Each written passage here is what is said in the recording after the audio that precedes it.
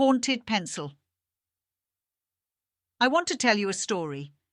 Once upon a time, in a small, picturesque village nestled at the foot of a dense, ancient forest, there was a school that had been in operation for generations. The school had its fair share of oddities and mysteries, but none were quite as perplexing as the legend of the haunted pencil. The tale began with a simple, ordinary pencil, or so it seemed. The pencil was unremarkable in appearance, with a bright yellow body and a standard eraser on its tip. It was kept in a dusty old classroom, where a weathered chalkboard bore the marks of countless lessons. The legend, however, revolved around the pencil's eerie ability to draw remarkable pictures that seemed to come to life. The story spread among the students like wildfire. Whispers in the hallways, hushed conversations during recess, and clandestine gatherings in the school library were all dedicated to unravelling the mystery of the haunted pencil.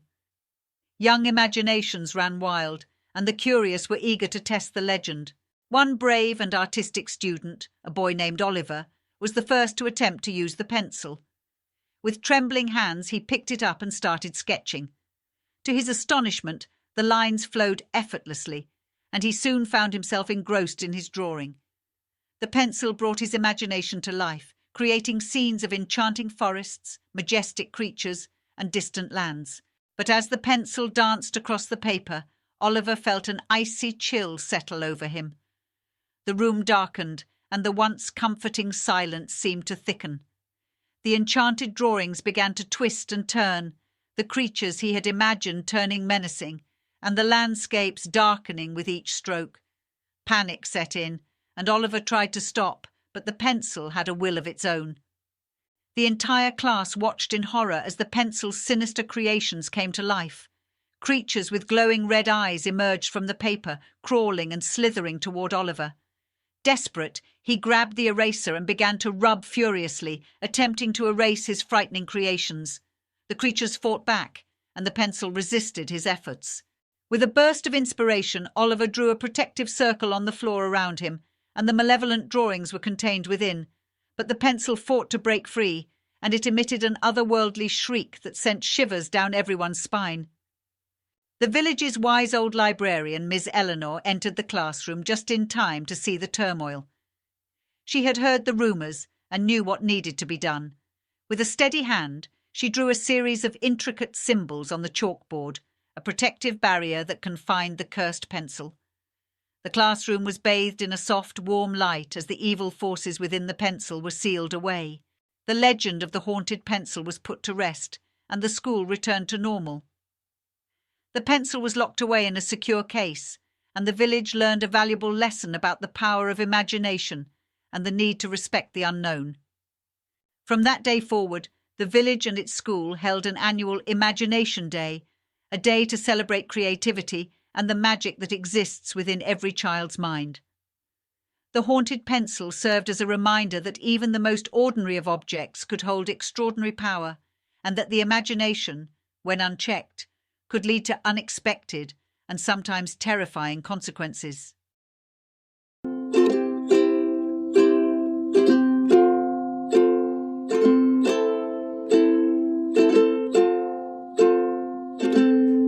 Mystic Pages.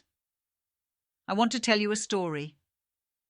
In the heart of a charming, forgotten town named Willowbrook, nestled between rolling hills and cobblestone streets, there stood a quaint bookstore called Mystic Pages. It had been there for as long as anyone could remember, and though the exterior showed signs of wear, the interior was a treasure trove of forgotten stories waiting to be discovered. At the helm of Mystic Pages was an elderly woman named Willow, whose silver hair cascaded down her back like a shimmering waterfall. She was known by the locals as the Keeper of Tales, for within the dusty shelves of her shop resided a collection of books unlike any other. These were books that rewrote themselves, telling new stories each time they were opened. The legend of Mystic Pages began generations ago, when Willow's ancestors discovered an enchanted book in the depths of an old forest. They believed that this book held the secrets to the universe and the power to transform ordinary stories into extraordinary ones. Since then, the family had continued to amass an astonishing collection of these mystical tomes. The townsfolk often wandered into Mystic Pages, drawn by an invisible force, and left with books that whispered to them. These books had an uncanny way of finding the right reader, always seeming to contain stories that were most needed at the time. People shared tales of miraculous encounters, heartwarming romances, and life-changing adventures, all from the pages of Willow's ever-evolving collection. One chilly autumn afternoon, a young woman named Paige found herself in Willowbrook. She had travelled there to escape the noise of the city and find solace in the tranquil town. The moment she stepped into mystic pages, the scent of aged paper and the soft murmurs of countless stories wrapped around her like a warm embrace. Willow, with her wise eyes and a knowing smile, approached Paige. "You seem like someone in search of a special story," she said. Paige nodded, her curiosity piqued. She had always loved books, and the idea of a story that rewrote itself intrigued her. Willow led her to a corner of the shop where a particular book lay, its cover embossed with gilded patterns. It was called The Wandering Words. As Paige opened the book, she felt an electric pulse of anticipation. The pages were blank at first, but as she began to read, words appeared in ink, as if written by invisible hands. The story unfolded like a living painting, changing with each sentence. It was a tale of a young woman who embarked on a journey through enchanted forests, crossed perilous mountains, and discovered her own strength. The story's twists and turns mirrored the emotions and experiences Paige had never dared to express. She felt as if the book were a mirror to her soul, revealing her deepest desires and fears. Paragraphs turned into chapters as Paige immersed herself in the enchanting narrative. Each page, she was met with new surprises and revelations. It was as if the wandering words had become her companion and confidant, guiding her through the tumultuous maze of her own life. Over time, Paige realized that the story was not just within the book, but within her too. As she read on, she became a part of the story, shaping it as it shaped her. She grew stronger, more confident, and ready to face the world. When Paige finally closed the book, tears glistened in her eyes. She knew that her time in Willowbrook was coming to an end, but she would carry the story of the wandering words with her, etching its lessons into her heart. With a grateful smile, she thanked Willow and left the quaint bookstore. As she walked through Willowbrook's cobbled streets, she knew that Mystic Pages and its enchanting books would remain a cherished memory, a place where forgotten tales and souls intertwined to create new, unforgettable stories, just as the town itself continued to be a haven for wanderers and dreamers.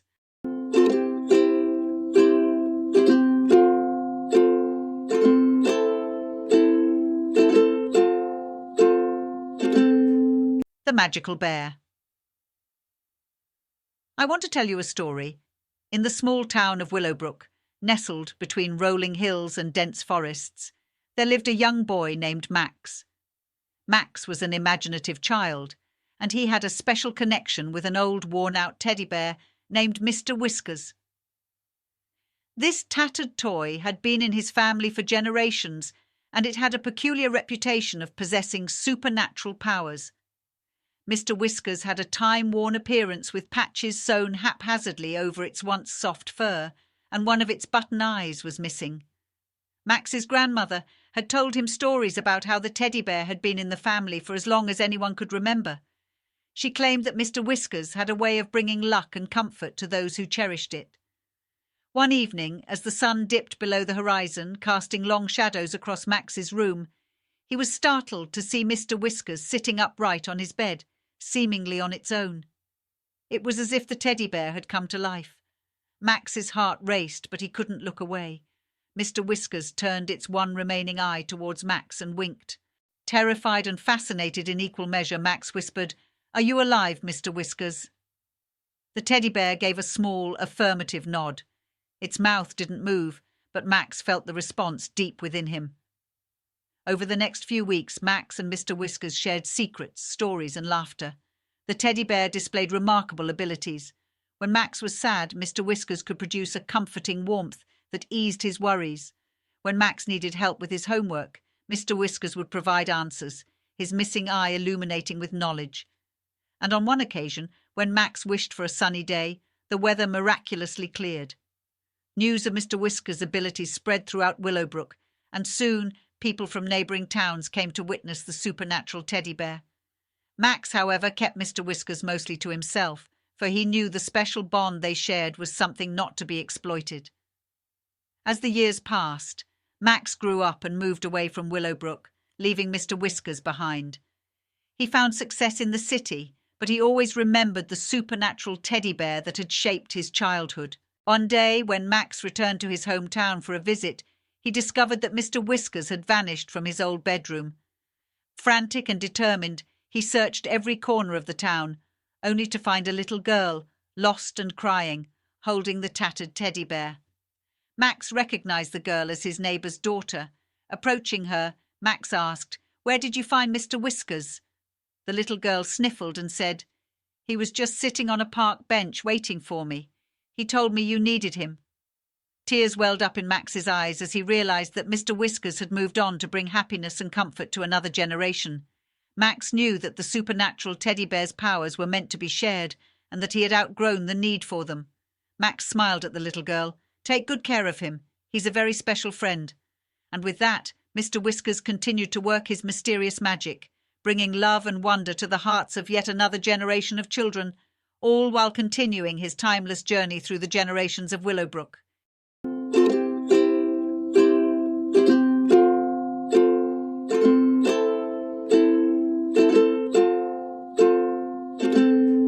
The Magic in the Attic. I want to tell you a story. In the heart of a quaint, century-old cottage, nestled deep within a forest's embrace, there was an old, dusty attic that time had long forgotten. Its wooden floorboards creaked with every step, and the air was thick with the scent of memories. As the sun dipped below the horizon, the attic came to life. The first relic to stir was an ancient marionette, with its worn strings hanging loosely. Its beady eyes blinked open, and its joints creaked as it struggled to stand. In the faint moonlight, it danced gracefully across the attic, as if performing for an unseen audience. The marionette's fingers moved with the skill of a puppeteer long gone, and the attic resonated with the soft melody of a forgotten music box. Next, a dusty typewriter rattled to life. Its keys clacked and clattered as if a ghostly writer's fingers flew across them. Words appeared on the yellowing pages of a long-forgotten manuscript. The attic seemed to echo with the stories and secrets that had been trapped for years within those pages. An old phonograph, forgotten on a dusty shelf, spun to life. Its scratchy needle dropped onto a vinyl record, and the haunting strains of a bygone era filled the attic. The music summoned a collection of ancient porcelain dolls, their dresses faded but elegant. They twirled and waltzed to the melancholic tunes, their porcelain eyes gleaming with a hint of mischief. In a corner, a vintage camera with a cracked lens flashed sporadically, capturing moments that only the relics would remember. Dust motes danced in the camera's lens as it froze moments in time, ensuring they would never be forgotten again. The attic's forgotten relics, each from a different era, told their own stories through their nocturnal performances. As the night wore on, a century of history unfolded within those dusty walls. Then, as the first light of dawn crept through the attic's small, cobweb-covered windows, the relics froze, returning to their silent slumber. The attic settled back into its quiet, dusty existence, as if the night's events had been nothing more than a dream. But for those who dared to venture into the attic, they would find the faint traces of the relic's nocturnal escapades. A typewritten manuscript, a photograph of a ghostly waltz, and a faint melody lingering in the air. The attic remained a testament to the stories of the past, waiting for the next night to come alive once more, when the forgotten relics would dance and sing, and history itself would breathe once more.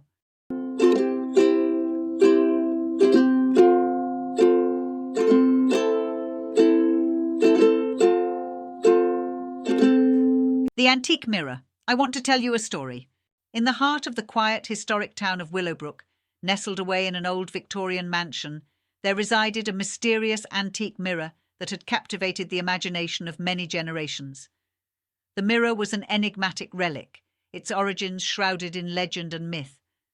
Some said it was a gift from a sorcerer, while others claimed it was a portal to an alternate reality. For Sarah, a young woman with a curious spirit and an insatiable appetite for the unknown, the mirror was a source of endless fascination. One crisp autumn evening, while Sarah was exploring the attic of the mansion, she stumbled upon the mirror. It stood alone, covered in a tattered velvet cloth, hidden in a dusty corner. As she unveiled the mirror, her reflection danced across its ancient glass, as if beckoning her to peer deeper. Drawn by an irresistible curiosity, Sarah leaned closer. Her breath fogged the surface, revealing intricate carvings etched into the mirror's frame. The carvings seemed to depict scenes from another time, another world, where fantastical creatures roamed and knights in shining armor battled dragons. The mirror's surface was more than just glass. It was a portal to a place of wonder. With a trembling hand, Sarah reached out and touched the glass. Her fingertips tingled, and her surroundings transformed. She was no longer in the dusty attic of the Victorian mansion. Instead, she found herself in a lush, otherworldly forest. Enchanted creatures, their eyes filled with a hint of wisdom, regarded her with curiosity. She had entered the alternate reality hinted at by the mirror. As she explored this new world, Sarah encountered mystical beings and breathtaking landscapes. She met an elven scholar who shared ancient stories and a friendly gnome who offered her wisdom in exchange for a story from her world. She found herself in a village of talking animals and even rode on the back of a magnificent griffin across skies of vibrant colours.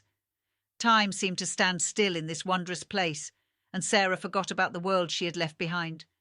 But as days turned into weeks and weeks into months, a longing began to stir within her.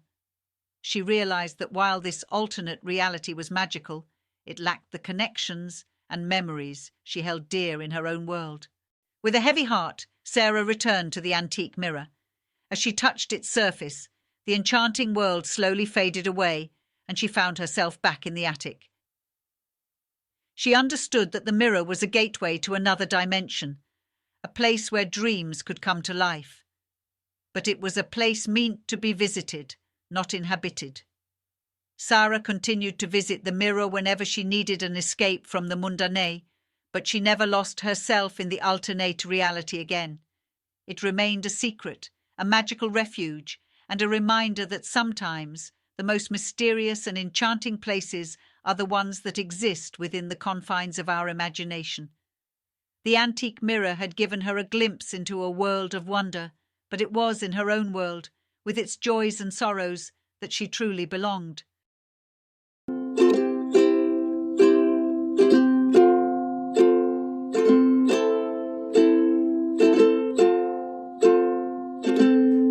The Lighthouse Keeper. I want to tell you a story.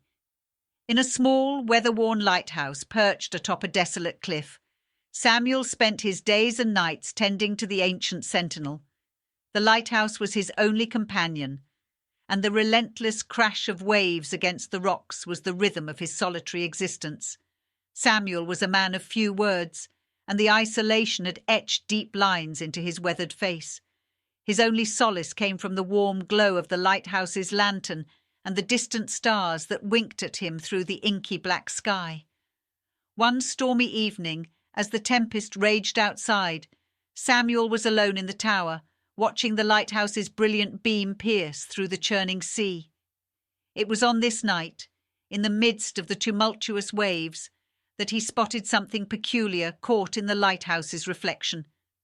He squinted and adjusted his binoculars, his heart quickening as he realized it was a message adrift in a bottle. Samuel donned his heavy raincoat, braved the unforgiving elements, and descended the narrow, winding staircase to reach the beach below. There, half buried in the wet sand, lay a battered glass bottle, and inside a tightly rolled piece of parchment. With trembling hands he uncorked the bottle and carefully unravelled the message. The words on the parchment were barely legible, their ink smudged by seawater, but Samuel managed to decipher them. "To whoever finds this," the message began, "I am Marianne, stranded on an island unknown. The days have become endless, and my hope has dwindled. If you receive this plea, please send help. My coordinates are unknown to me, but my love David, who was taken by the storm, said we were near the southern sea. Please find me before I am lost to the sea's depths." Samuel's heart ached for the stranded Marianne, and he felt a sudden surge of purpose. He realized that the lighthouse, often seen as a symbol of isolation, could now serve as a beacon of hope. He knew he had to help her, and with determination in his eyes, he returned to the lighthouse, drafting a response that Marianne could find in a bottle and send back to him. For days and nights, Samuel tirelessly worked on repairing an old rowboat that had been collecting dust in the lighthouse's shed. When it was finally seaworthy, he stocked it with supplies, filled another glass bottle with a message, and set sail into the open sea. The journey was treacherous, and the wind and waves seemed to conspire against him, but his determination pushed him onward. Weeks turned into months as Samuel searched for Marianne's island, guided only by the vague description David had given. He never lost hope, convinced that the lighthouse, which had been his only companion for so long, had led him to his newfound purpose. And then, just when he was beginning to lose hope, he spotted an uncharted island on the horizon, and something in his heart told him that he had found Marianne's sanctuary. As he approached the shore, Samuel was met with the sight of a desperate woman waving frantically from the beach. Tears filled her eyes as she realized that help had arrived, and she ran towards him, her voice choked with gratitude.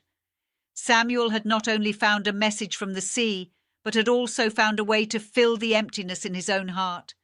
In rescuing Marianne, he had rescued himself from the isolation that had defined his life for so long, and together they sailed back to the lighthouse, two souls who had found a newfound purpose in each other's company.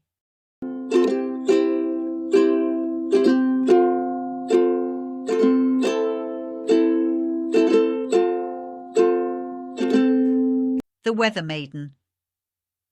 I want to tell you a story. In the heart of a forgotten town named Everdew, nestled deep within a valley, the relentless rain had been falling for as long as anyone could remember. The inhabitants of the town lived beneath a perpetual grey sky, their spirits as dampened as the streets beneath their feet. The people of Everdew had adapted to this endless deluge, living in a world perpetually drenched, where the sun rarely broke through the thick layer of clouds. But there was one girl who refused to accept the gloom that clung to the town. Her name was Lila, and she had an extraordinary gift. From a young age, she discovered her ability to control the weather.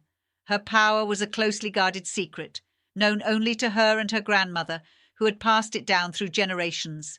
Her grandmother's words echoed in her mind. "Lila, you have the power to bring light to Everdew." Lila had practiced her abilities in secret, honing her control over the elements.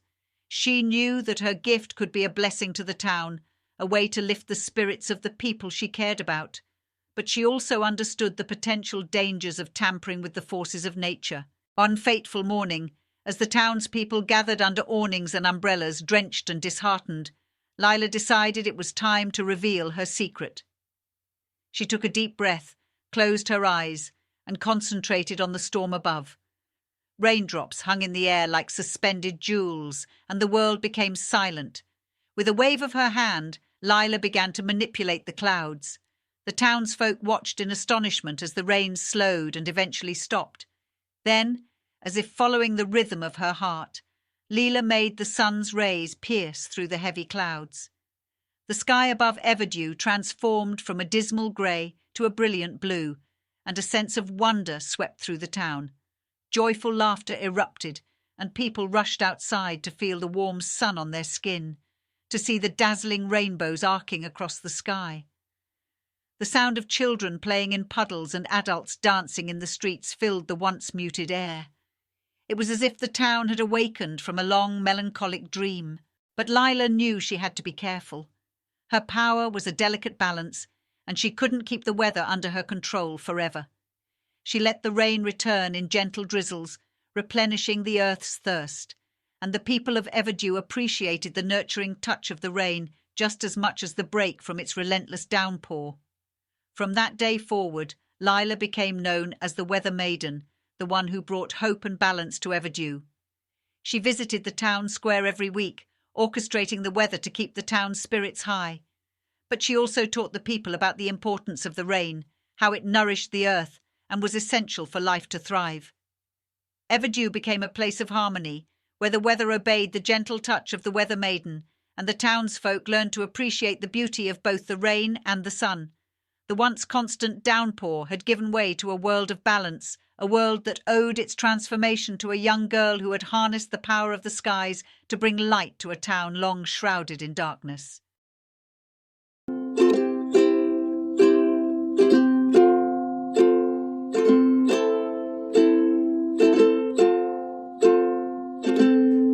The Harmony Garden. I want to tell you a story. In a quiet corner of the countryside, nestled among rolling hills and meadows, there existed a garden unlike any other. This was a place where the very essence of nature seemed to come alive, where plants and flowers responded to the emotions of those who tended to them. It was known as the Harmony Garden. The Harmony Garden had been a well-kept secret for generations, passed down through the ages to a select few who possessed a deep connection with the natural world. Emma, a young woman with a heart full of love for all things green and growing, was the latest guardian of this magical garden. She had inherited it from her grandmother, who had tended to it with loving care for many years. Emma had always been a sensitive soul, attuned to the subtle shifts in the world around her. When she took over the garden, she quickly discovered its unique power. The plants and flowers here weren't just ordinary. They were living, breathing beings that felt the emotions of those who cared for them. One sunny morning, as Emma walked along the stone path that wound through the garden, she was lost in thought. She was remembering her grandmother, who had passed away the previous year. The grief still weighed heavily on her heart, and her footsteps were heavy as she approached a bed of vibrant roses. As she reached out to touch a velvety red bloom, she felt a profound sadness welling up inside her. To her astonishment, the rose began to droop, its petals wilting. Emma's tears fell onto the flower, and in response, the rose slowly straightened, its petals perking up as if to offer her comfort. Word quickly spread through the small village about the incredible garden and its empathetic flora. People came from near and far to witness this living wonder. Emma, with her gentle and nurturing nature, became a beloved figure in the community. The garden flourished under her care, not just with beautiful blooms, but with an ever-deepening sense of harmony. When Emma was happy, the garden exuded an aura of joy. When she was sad, the garden offered its solace, and when she fell in love, the garden responded with an explosion of colour and fragrance that left visitors breathless. One day, while tending to a patch of sunflowers, Emma noticed a young man standing at the garden gate, a curious smile on his face. His name was Daniel, and he was a painter looking for inspiration. Emma welcomed him into the garden, and he was instantly captivated by the living artwork that surrounded him. As Daniel spent more time with Emma, he discovered that the garden responded to his emotions as well. It seemed to recognize the love blossoming between them, and the garden's beauty only grew more enchanting. In the presence of their shared happiness, it was as if the entire garden radiated love, and the air was filled with the intoxicating scent of blooming roses. Years passed, and Emma and Daniel's love deepened, as did their bond with the Harmony Garden. They married amidst the fragrant blossoms and continued to care for the garden together, nurturing both their love and the magical place that had brought them together. In the end, the Harmony Garden was more than just a collection of plants and flowers. It was a testament to the profound connection between humans and the natural world. It taught all who visited that love and care could make even the most ordinary things extraordinary. And as long as there were hearts to tend to it, the garden would flourish, sharing its empathy and beauty with the world.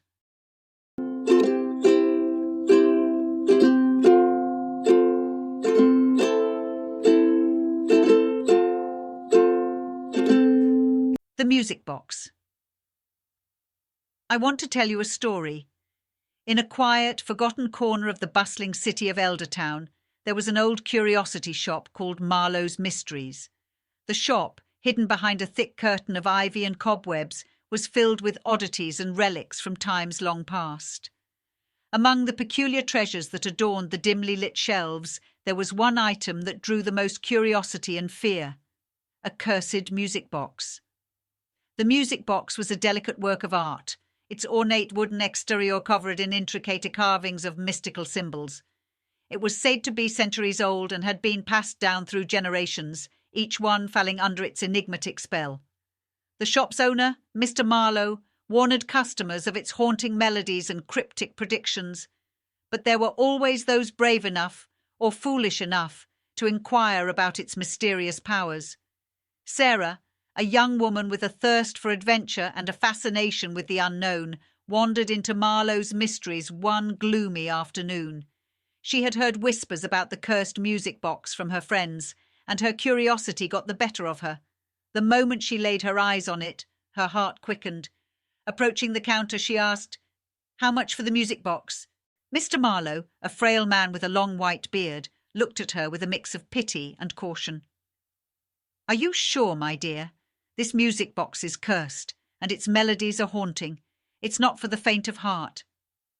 Sarah, undeterred, replied, "I've always been drawn to the mysterious and the unexplained. I want to know its secrets." Mr. Marlowe, understanding that some questions are best answered through personal experience, named a price that was far lower than Sarah expected. She handed over the money and cradled the music box in her arms.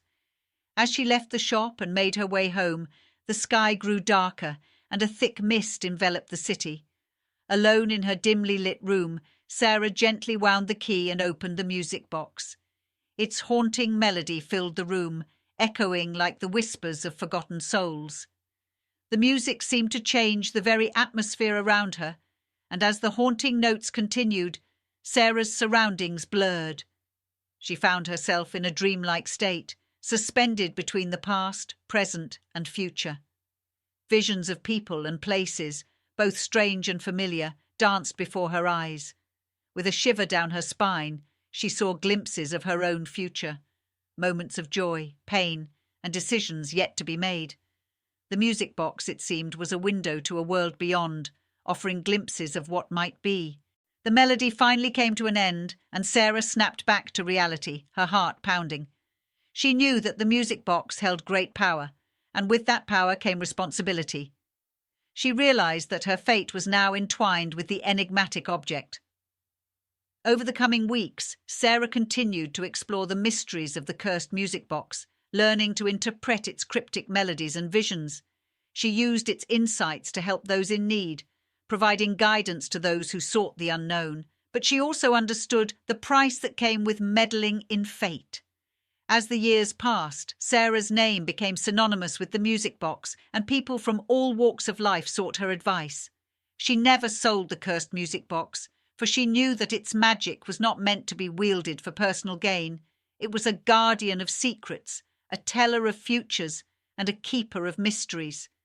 Sarah's life became a tapestry woven from the melodies of the music box, and though her path was unpredictable, she embraced it.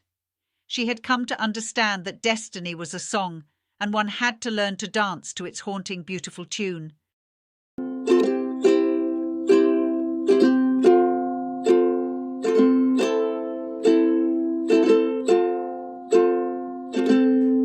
The Dream Painter. I want to tell you a story. In the quiet town of Crestwood, nestled amidst rolling hills and ancient oaks, there lived an artist named Ilara. She possessed a unique and extraordinary talent that set her apart from any other artist in the world. Ilara had the ability to paint people's dreams and nightmares into existence. Her humble studio, a quaint cottage at the edge of town, was a sanctuary of creativity. Here she surrounded herself with canvases of all sizes and an array of vivid paints, each colour carefully chosen to capture the essence of emotions. Her slender fingers, dappled in splashes of colour, moved gracefully across the canvas as she brought the dreams and nightmares of her clients to life. Ilara's gift was both a blessing and a curse. The townsfolk admired her, and her reputation as a painter of dreams and nightmares spread far and wide. Those who sought her services were willing to pay handsomely for a glimpse into their subconscious minds. Ilara was empathetic and compassionate, choosing only to paint the dreams and nightmares of those who came to her willingly, ensuring that her creations were born from consent rather than coercion. One cool autumn evening, a young woman named Lily arrived at Ilara's studio, her eyes heavy with the weight of nightmares that had plagued her for weeks. Lily was haunted by visions of a monstrous, shadowy figure that chased her through the inky depths of her dreams. She trembled as she described her tormentor to Ilara. Ilara listened intently, her heart aching for Lily's suffering. With a gentle smile, she assured the troubled woman that she could help. Ilara's brush danced across the canvas, and as she painted, she infused the artwork with the essence of Lily's nightmares. The canvas came to life, the monstrous figure twisting and writhing, its malevolence palpable. Lily watched in awe as the nightmare was pulled from her mind and into the painting. The studio seemed to shiver with the intensity of the captured nightmare, but Ilara's confidence never wavered. With a final flourish of her brush, Ilara painted a radiant figure emerging from the shadows, a symbol of hope and strength. She knew that the nightmare could not exist without its opposite, and she believed that even in the darkest dreams there was a glimmer of light. Lily's nightmare now trapezed on the canvas. Ilara handed it to her with a kind smile. She offered Lily words of comfort and courage, knowing that the nightmare's power over her had been diminished. As Lily left the studio, she carried with her a tangible reminder of her own strength, a tangible reminder that her dreams and nightmares were within her control. Ilara continued to paint dreams and nightmares for those who sought her talents, each creation becoming a unique work of art that reflected the complex and beautiful human experience. In her little cottage on the edge of Crestwood, she reminded the world that art had the power to heal, to empower, and to transform the darkest corners of the mind into something beautiful and meaningful.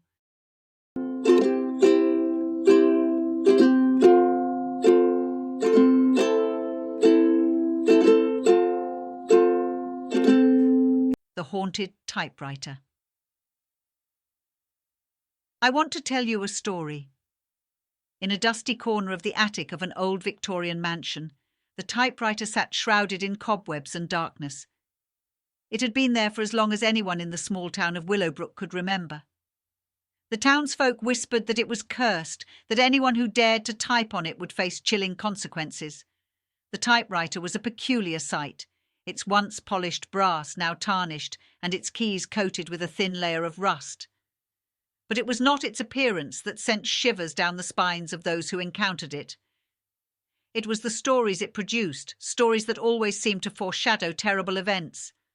The townsfolk had heard tales of the typewriter's eerie capabilities for generations, but nobody had dared to use it in living memory. That was until a curious writer named Samuel Whitaker moved to Willowbrook. Samuel had heard the legends and scoffed at them, dismissing them as superstitious nonsense. One stormy evening, as rain battered the windows and the wind howled through the eaves, Samuel found himself alone in the attic. The typewriter beckoned to him like a siren, its keys glistening in the dim light of an old lantern he had brought with him. Ignoring the warnings of the locals, Samuel sat down before the haunted typewriter. He typed a simple sentence. The wind whispered secrets in the dead of night. The typewriter came to life, its keys clicking and clacking as if driven by an unseen force. Samuel watched in awe as the story unfolded before his eyes, each word appearing on the yellowed paper. It described a shadowy figure in the attic, whispering malevolent secrets to anyone who dared to listen. Samuel's heart quickened as he realized the story was about him, about this very moment. Panicked, he tried to stop typing, but his fingers moved of their own accord. The story continued, detailing a horrifying fate that awaited him. The shadows in the attic seemed to grow darker, and the whispers of secrets in the night became all too real. Samuel desperately struggled to escape the clutches of the typewriter, but it was as if an invisible hand held him in place. As the final words appeared on the paper, Samuel felt an icy chill run down his spine. The typewriter fell silent, and the shadows receded. He knew that he had sealed his own doom by using the accursed machine. The following morning, the townsfolk of Willowbrook discovered Samuel's lifeless body in the attic, surrounded by the chilling story that had foretold his demise. The typewriter remained in its dark corner, as enigmatic and sinister as ever. From that day on, no one in Willowbrook dared to go near the haunted typewriter. Its stories continued to weave tales of terror and despair, each one foretelling chilling consequences for those who dared to tamper with the malevolent machine. The typewriter's secrets would remain locked away in the attic, a macabre reminder of the horrors that could be conjured with the stroke of a key.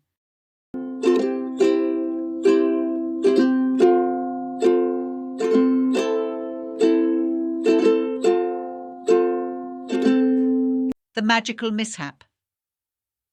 I want to tell you a story. Once upon a time, nestled in a small hidden cottage deep within the mystical woods, lived the Enchantwood family, a line of gifted witches known for their potion-brewing prowess. The Enchantwoods had a secret that had been passed down through generations. They brewed magical potions with unexpected and often comical side effects. The matriarch of the family, Elsa Enchantwood, was a wise and experienced witch. Her daughters, Lily and Rose, had inherited their mother's talent for potion-making. The Enchantwood family's reputation had spread far and wide, attracting seekers of their unique brews. One sunny morning, a stranger arrived at their door. His name was Gilbert, a bumbling young man with a head full of dreams and a heart full of hopes.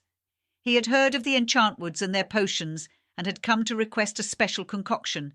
"I seek a potion," he stuttered, "one that will make me the most charming man in all the land. I've set my sights on winning the heart of the fairest maiden in the kingdom." Elsa, with a twinkle in her eye, agreed to help. She mixed a potion with a dash of charisma, a sprinkle of confidence, and a pinch of wit. She handed the potion to Gilbert and warned him, "Be cautious, young man, for our brews often have unexpected side effects." Gilbert, however, was too preoccupied with his newfound charisma to pay attention to her words of caution. He quickly made his way to the nearest village, where he hoped to woo the most beautiful girl in town, Isabella. As he approached Isabella, he flashed his most enchanting smile and spoke with a newfound charm. But as the words left his lips, something strange happened. Isabella's hair began to shimmer and float, and the ground beneath her feet turned into a field of daisies. Gilbert was too busy being charismatic to notice the perplexed expressions on the villagers' faces. Lily and Rose, watching from their hidden spot, realized that their potion had an unusual side effect. It turned everything and everyone around Gilbert more enchanting. The village turned into a fairy tale wonderland, and the once simple town folks became fascinating characters from storybooks. The Enchantwood sisters rushed to the village to undo the spell. They mixed a counter potion, but the moment they poured it, the unexpected happened again. The whole village burst into laughter, and every laugh turned into a stream of colourful butterflies that swirled around Gilbert. Desperate to fix their mistake, the Enchantwoods worked tirelessly to concoct a remedy. After hours of trial and error, they finally managed to create a potion that would reverse the enchantment. Gilbert, now covered in a shimmering aura, drank the potion with a sheepish smile. Instantly, the enchantment was lifted, and the village returned to its ordinary state. The villagers, who had experienced such whimsical wonders, couldn't help but laugh at their own folly. In the end, Gilbert realized that charm wasn't about potions and spells, but about being true to oneself.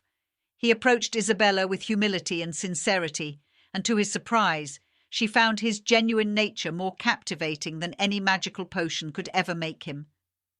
The Enchantwoods learned a valuable lesson about the unpredictable nature of magic, and Gilbert left the woods with not only a charming story to tell, but also a newfound appreciation for the ordinary wonders of life. And so, the Enchantwood family continued to brew their magical potions, always with a hint of the unexpected, bringing laughter and wonder to those who dared to seek their enchanting concoctions.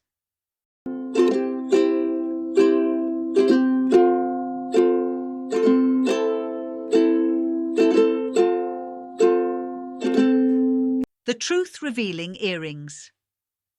I want to tell you a story.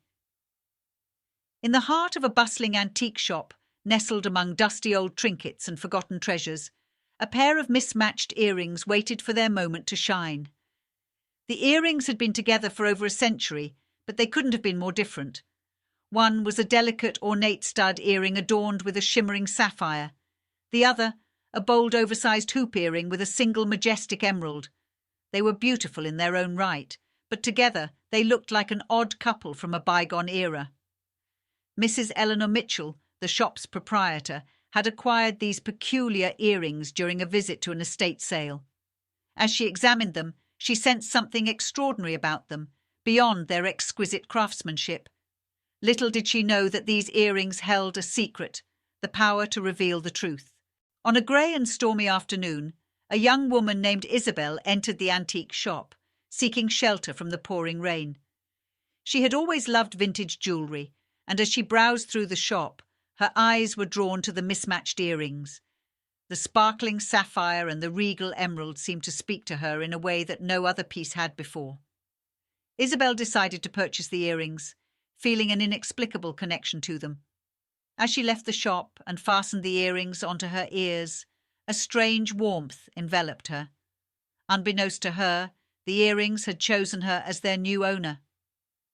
Days turned into weeks, and Isabel soon discovered the remarkable power of her mismatched earrings. Whenever she wore them, she found herself gifted with a unique ability, the power to reveal the truth, whether in the form of spoken words, hidden intentions, or long-buried secrets. The earrings unveiled the reality of any situation. One evening, as Isabel dined at a charming restaurant, she noticed a couple at the adjacent table who seemed to be celebrating a special occasion. But as she glanced at them, the earrings began to tingle. She listened intently and was astounded to hear the man confess that he was still in love with his ex-wife. The truth poured out, and the woman sitting across from him, tears in her eyes, revealed that she had been contemplating a reconciliation as well. Isabel watched as they both opened their hearts, guided by the earrings to lay bare their deepest emotions. As time passed, Isabel continued to wear the earrings, finding herself in situations where the power of truth became invaluable. She mended broken relationships, helped friends and family resolve disputes, and even aided in solving a decades-old mystery in her small town. The earrings were her confidants, allies in the pursuit of honesty and understanding. One day, while visiting the antique shop to express her gratitude to Mrs. Mitchell, Isabel noticed a customer admiring a vintage engagement ring. As she approached, the earrings tingled again, revealing that the ring was once stolen property. Isabel gently alerted the shop owner, and together they contacted the authorities to rectify the situation. The earrings had revealed yet another hidden truth, this time helping to bring justice and closure to a long-forgotten crime. With each revelation, Isabel realized that the mismatched earrings were not just beautiful pieces of jewelry, but also instruments of change. They had a unique and extraordinary power, the power to unveil the deepest truths, to mend what was broken, and to foster understanding in a world that so often hid behind masks and pretenses. And so, the odd couple of earrings, once mismatched and seemingly out of place, found their purpose in the world, guiding their new owner to illuminate the shadows of deception with the brilliant light of truth. Isabel wore them with pride, embracing the remarkable power that had been entrusted to her, knowing that the journey of discovering truth had only just begun.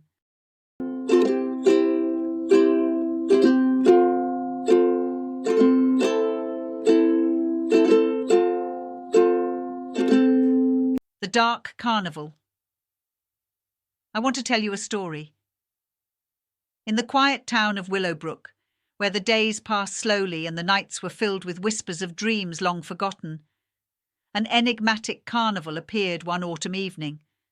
It arrived without warning, as if materializing from thin air, and took its place on the outskirts of town. The townspeople, initially curious, soon found themselves drawn to the carnival's seductive allure. The carnival was unlike any other they had ever seen. Its tents were a vibrant mix of crimson and gold, and eerie, melodic music filled the air, enticing even the most skeptical residents to enter. At the heart of the carnival was a massive, ornate carousel, painted with images of desires fulfilled, love, wealth, power, and more. As the townspeople ventured closer, They were met by a tall, cloaked figure who beckoned them forward. His name, he said, was Carwin, the Master of Wishes, and he could grant them anything their hearts desired. The cost, however, was not to be taken lightly. The carnival goers hesitated at first, their dreams teetering on the edge of caution. Yet the allure of the carousel's promises was too tempting to resist. One by one they approached Carwin, whispering their deepest wishes into his ear. A young woman wished for her ailing father's health, a struggling artist yearned for recognition, and a lonely man desired true love. Carwin accepted their wishes with a knowing smile, but his price was a dark one. He extracted a token from each of them, a precious memory. For the girl, it was the memory of her first dance; for the artist, the recollection of his mother's encouraging words; and for the lonely man, the memory of a summer day when he felt truly alive. As their memories were consumed by the carnival, the townspeople felt a strange emptiness within them, a void where precious moments once resided. Yet they soon found that their wishes had come true. The ailing father's health improved, the struggling artist's paintings were lauded, and the lonely man found the love he had always sought. The townspeople were overjoyed with their newfound fortunes, but the shadows of their forgotten memories lingered in their eyes. It was a heavy price to pay for their dreams, and it gnawed at them, leaving a deep sadness in their hearts. As weeks passed, the carnival remained, and more townspeople succumbed to their desires, losing memories in exchange for wishes. Willowbrook began to lose its charm, becoming a place where happiness was tinged with melancholy. It was clear that the carnival thrived on the stolen memories, growing stronger with each passing day. One evening, a group of determined townsfolk banded together to confront Carwin and reclaim their lost memories. They confronted the Master of Wishes at the heart of the carnival, demanding the return of what was rightfully theirs. Carwin, unflinching and cryptic, agreed to return their memories if they could withstand the carousel's wicked magic.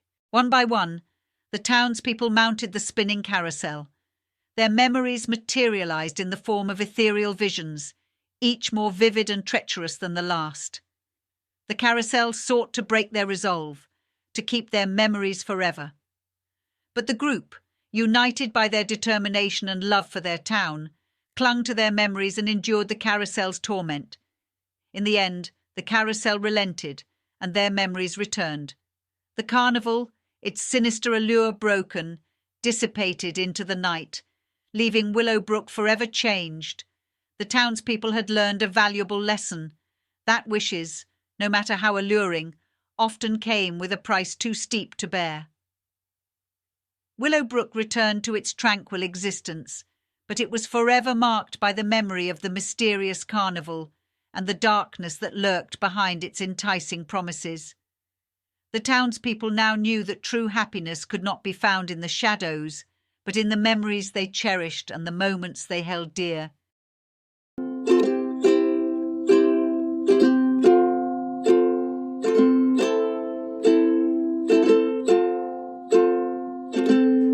The Forest Tunnel. I want to tell you a story. In the heart of a dense, ancient forest, hidden away from the prying eyes of humanity, there lay a tunnel that defied explanation. Its entrance was a dark, moss-covered crevice, barely wide enough for a person to crawl through, and it beckoned only to the curious and the adventurous. Few who had glimpsed this mysterious tunnel had dared to explore its depths, for it whispered tales of strange creatures and untold wonders that lay beyond. One cool autumn morning, Emma, a young and intrepid explorer, decided to take a chance. Armed with nothing but a dimly flickering lantern, she entered the tunnel, her heart pounding with excitement and trepidation. The journey was not for the faint of heart, as the tunnel twisted and turned, leading her deeper into the earth, far from the comforting embrace of the forest. As she ventured further, the tunnel began to glow softly, casting an ethereal light upon the strange, smooth walls. Emma felt as if she were floating through a forgotten dream. She could hear the distant chirping of otherworldly birds and the gentle rustle of unseen leaves. Then finally, she emerged into a parallel world, a place like none she had ever seen. Before her stretched a breathtaking landscape. The sky above was a swirling tapestry of colours she couldn't name. The trees, their bark resembling polished marble, stood tall and elegant, their leaves shimmering like iridescent gems. The air was filled with fragrances she couldn't place, a symphony of exotic scents. Emma's eyes widened in astonishment as she noticed the creatures that roamed this magical realm. Bipedal beings with glistening skin, resembling a fusion of human and insect, danced gracefully through the air. Enormous sentient mushrooms sprouted from the ground and conversed in dulcet tones. Floating orbs of light emitted melodic hums, creating a harmonious atmosphere. Feeling a rush of curiosity and wonder, Emma approached a peculiar, spider-like creature with 1,000 eyes and a penchant for storytelling. It welcomed her with a wave of its many arms and began recounting tales of this enchanted world, a world where the very laws of nature defied earthly conventions. Emma spent hours exploring this parallel world, her lantern casting dancing shadows across alien landscapes. She tasted the nectar of luminous flowers that glowed like stars, and she marvelled at the symphony of colours that painted the sky as day shifted to night. As twilight descended, Emma found her way back to the tunnel, her heart heavy with the knowledge that she must return to her own world. The tunnel beckoned her once more, and she crawled back through its mysterious depths, leaving the enchanting realm behind. Back in the familiar forest, Emma couldn't help but wonder if it had all been a dream. But the luminescent soil that clung to her boots and the memory of the spider-like creatures' tales told her otherwise. She left the tunnel in the forest, never to reveal its existence to the world, for she knew that some secrets were meant to be guarded, and as she walked away, she carried with her the knowledge of a parallel world, a world filled with strange and wondrous creatures, a world that would forever remain hidden beneath the canopy of that ancient forest.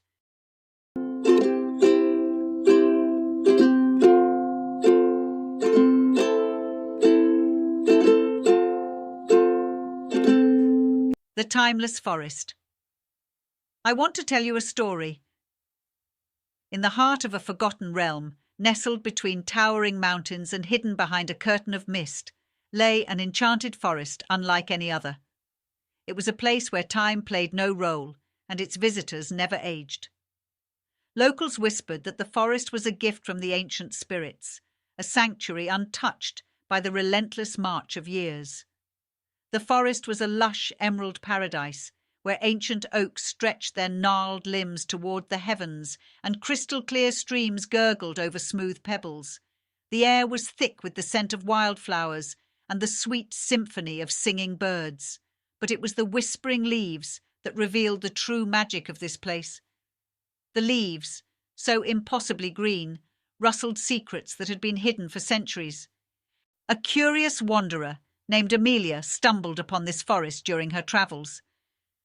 She had been searching for a place where she could escape the relentless march of time, and the moment she set foot inside the forest, she felt a peculiar sensation. As if the weight of her years was lifted from her shoulders, she felt lighter, more alive than ever before. Amelia explored the forest for hours, but soon realized that the legends were true. Time moved differently within the forest's boundaries. A single day in the outside world felt like a mere heartbeat here, and she never felt the slightest ache in her bones. She met the forest's inhabitants, animals that spoke with wisdom and grace, and trees that had witnessed the rise and fall of empires. The forest was a refuge for dreamers and seekers, a place to rediscover the innocence of youth. Years passed in the outside world, but for Amelia, time was but a vague concept. She built a home beneath the sheltering boughs of a giant oak tree and filled her days with exploration, wonder, and friendships that transcended the limitations of age. She met fellow wanderers who had sought the forest for the same timeless solace. As the centuries rolled on, visitors from all corners of the world found their way into the enchanted forest. The forest kept its promise. No one who entered ever aged, and it remained a place of perpetual wonder and discovery. The secrets whispered by the leaves continued to enthrall and inspire those who listened closely. In this timeless, enchanted forest, Life's fleeting moments became an eternity, and the pursuit of ageless knowledge and youthful curiosity merged into a beautiful dance. The forest remained hidden from the world outside, preserving its enchantment and providing a sanctuary for those who sought to escape the relentless march of time. It was a place where the magic of life and the joy of discovery would endure, forever protected by the ancient spirits who had gifted it to the world.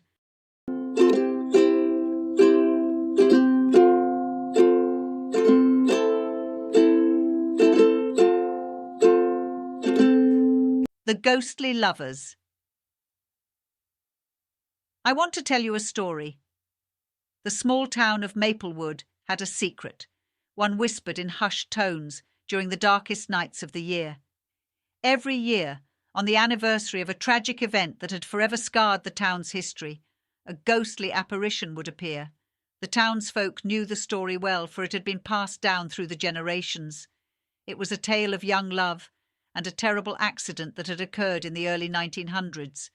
Clara and James, two star-crossed lovers, had planned to marry on a beautiful autumn day, but their joy was short-lived. As they made their way to the church, an unexpected storm rolled in, turning the roads to mud and making the journey treacherous. As the rain poured down, they lost control of their carriage, and it careened off the road and into a deep ravine. The accident claimed their lives and left the entire town in mourning. Their wedding attire, soaked and muddied, hung as a haunting reminder in the local church. It was said that every year, on the fateful date of the accident, the spirits of Clara and James would return. Their apparitions would appear near the scene of the accident, dressed in their wedding attire, a ghostly reminder of the tragedy that had befallen them. On the eve of the anniversary, the townspeople would gather at the edge of the ravine, holding candles and lanterns, to pay their respects. They spoke softly, offering prayers for the lost lovers, and leaving flowers by the roadside.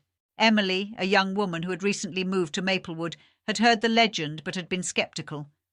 She decided to attend the gathering on the anniversary of the tragedy. As she approached the site with the others, the air grew chilly and the atmosphere became tense. She couldn't deny the eerie feeling that overcame her. The clock struck midnight, and as the townspeople's candles flickered in the darkness, a faint mist began to form near the edge of the ravine. Out of the mist emerged two figures, Clara and James, their wedding attire radiant but otherworldly. Their presence filled the onlookers with a mixture of awe and sorrow.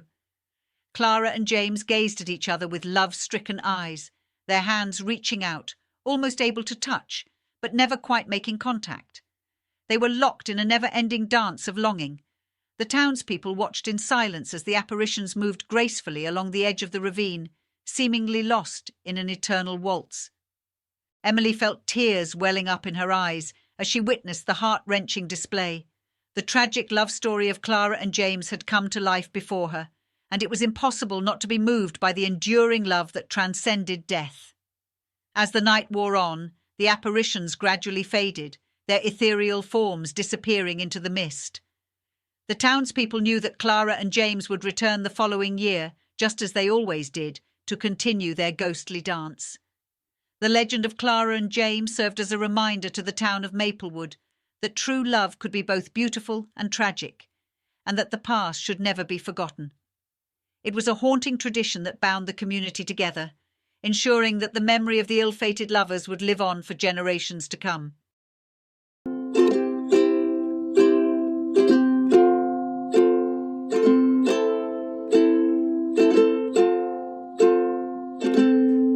The Dark Well. I want to tell you a story. In the heart of a secluded forest, hidden beneath the shadows of gnarled trees and overgrown moss, there lay a well with a dark secret. Its existence was known only to a few who dared to venture deep into the wilderness, for the tales of the well's curse had spread far and wide. The legend spoke of the well's incredible power to grant wishes, but it also forewarned of the terrible cost exacted upon those who sought its gifts. For centuries, the well had been whispered about, a macabre tale shared among the daring and the desperate.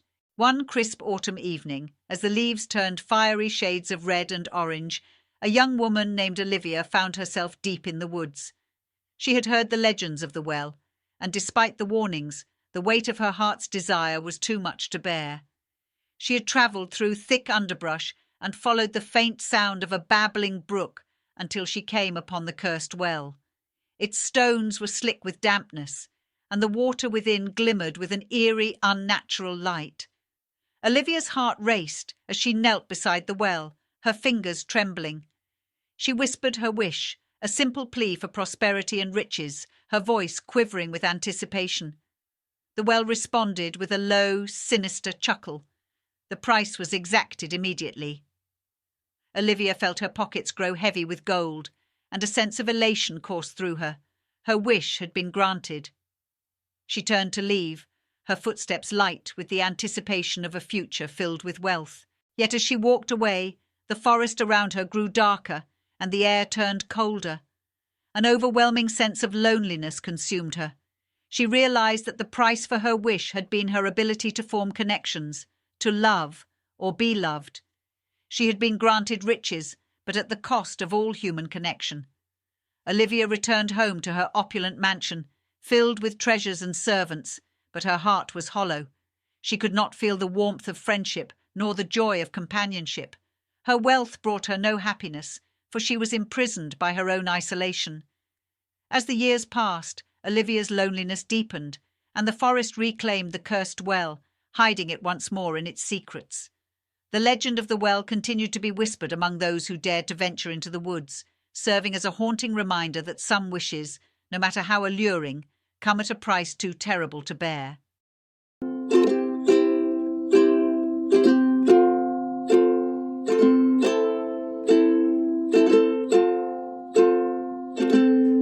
The Chronicles of Everland.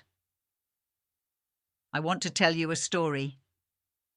In a small village nestled between rolling hills and winding streams, there lived a curious boy named Billy. His eyes sparkled with wonder at the mere mention of tales and fables. Among his cherished possessions was a weathered book titled The Chronicles of Everland. The Chronicles of Everland was no ordinary book. Its pages seemed to hold a glimmer of enchantment, and Billy often found himself lost within its pages.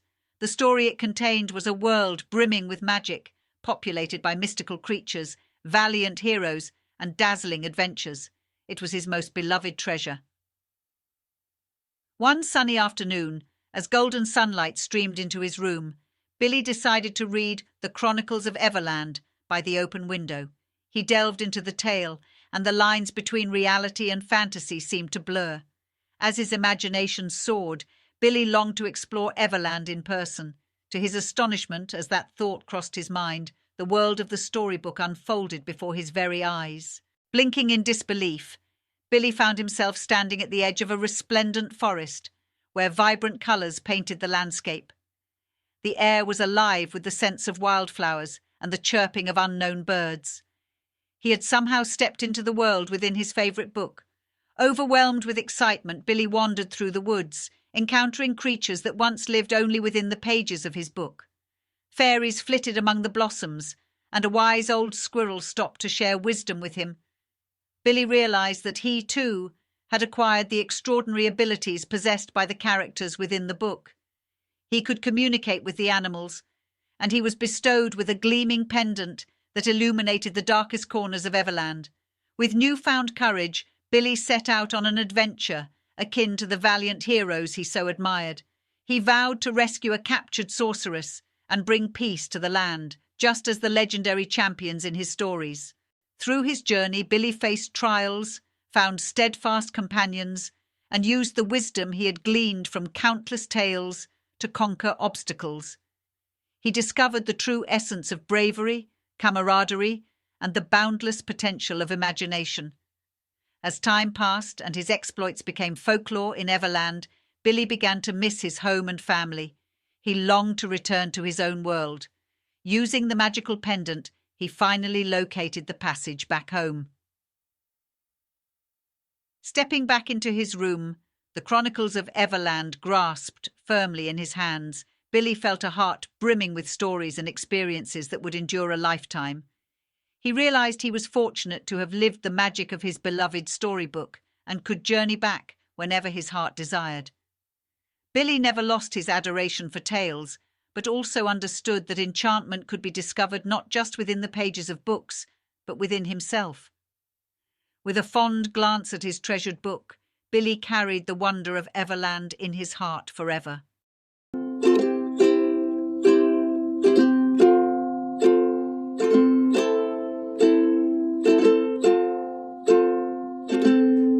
The Door in the Mansion. I want to tell you a story. In the heart of an ancient, sprawling mansion nestled deep within the English countryside, there was a door that the locals spoke of only in hushed whispers. The door was unlike any other. It was mysterious, ornate, and, as legend had it, it possessed the power to transport those who dared to open it to different places and times. The mansion itself had a storied past, having once belonged to a reclusive inventor and scholar, Professor Alistair Pendleton. He had dedicated his life to unravelling the mysteries of the universe, and he believed that this enigmatic door was the key to unlocking the secrets of time and space. For years, the door had remained locked, guarded by intricate symbols and complex mechanisms. Many had tried to open it, but all had failed. The locals, however, believed that the door chose its own time and person. One crisp autumn evening, Emily, an adventurous young woman with a deep love for history, found herself inside the mansion. She had heard tales of the door's power, and her curiosity got the best of her. Guided by an old journal she'd stumbled upon, Emily had decoded the complex riddle that Professor Pendleton had left behind. As the door creaked open, a gust of cool wind greeted her, and before she knew it, she found herself in a bustling market square filled with people in Victorian-era attire. Horses and carriages lined the cobblestone streets, and gas lamps illuminated the scene. Emily had travelled back in time. Overwhelmed but exhilarated, Emily wandered through the market, trying to blend in with the locals. She struck up conversations with merchants, discovering the customs and routines of a bygone era. As the day turned into night, she found herself in a grand ballroom, where elegantly dressed men and women waltzed to a live orchestra. It was a scene straight out of a historical novel. Days turned into weeks, as Emily continued her exploration of this distant past, learning about art, culture, and society. She had always been a student of history, but being a part of it was an entirely different experience. Eventually, with a heavy heart, Emily returned to the mysterious door. She yearned to go back to her own time, to share the incredible stories she had gathered from the past with her friends and family. As she stepped through the door, she was enveloped in a shimmering light, and when it subsided, she found herself back in the old mansion. But Emily's journey was far from over. Each time she opened the door, it took her to a different era and place: the bustling streets of ancient Rome, the majestic court of Louis XIV in Versailles, and even a futuristic world where technology had advanced beyond her wildest dreams. With each new adventure, Emily's understanding of history and the universe deepened. She cherished the knowledge and experiences she gained, but always found her way back to the old mansion. The door seemed to sense her desire to return, guiding her to the place and time she longed for. As the years passed, Emily became a living legend among the locals, a guardian of the enigmatic door.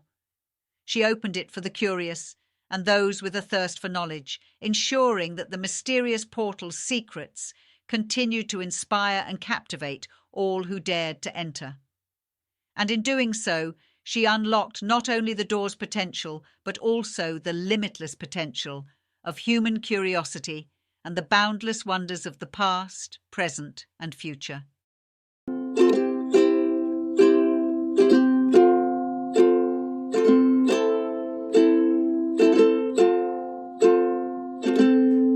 The Guiding Fireflies.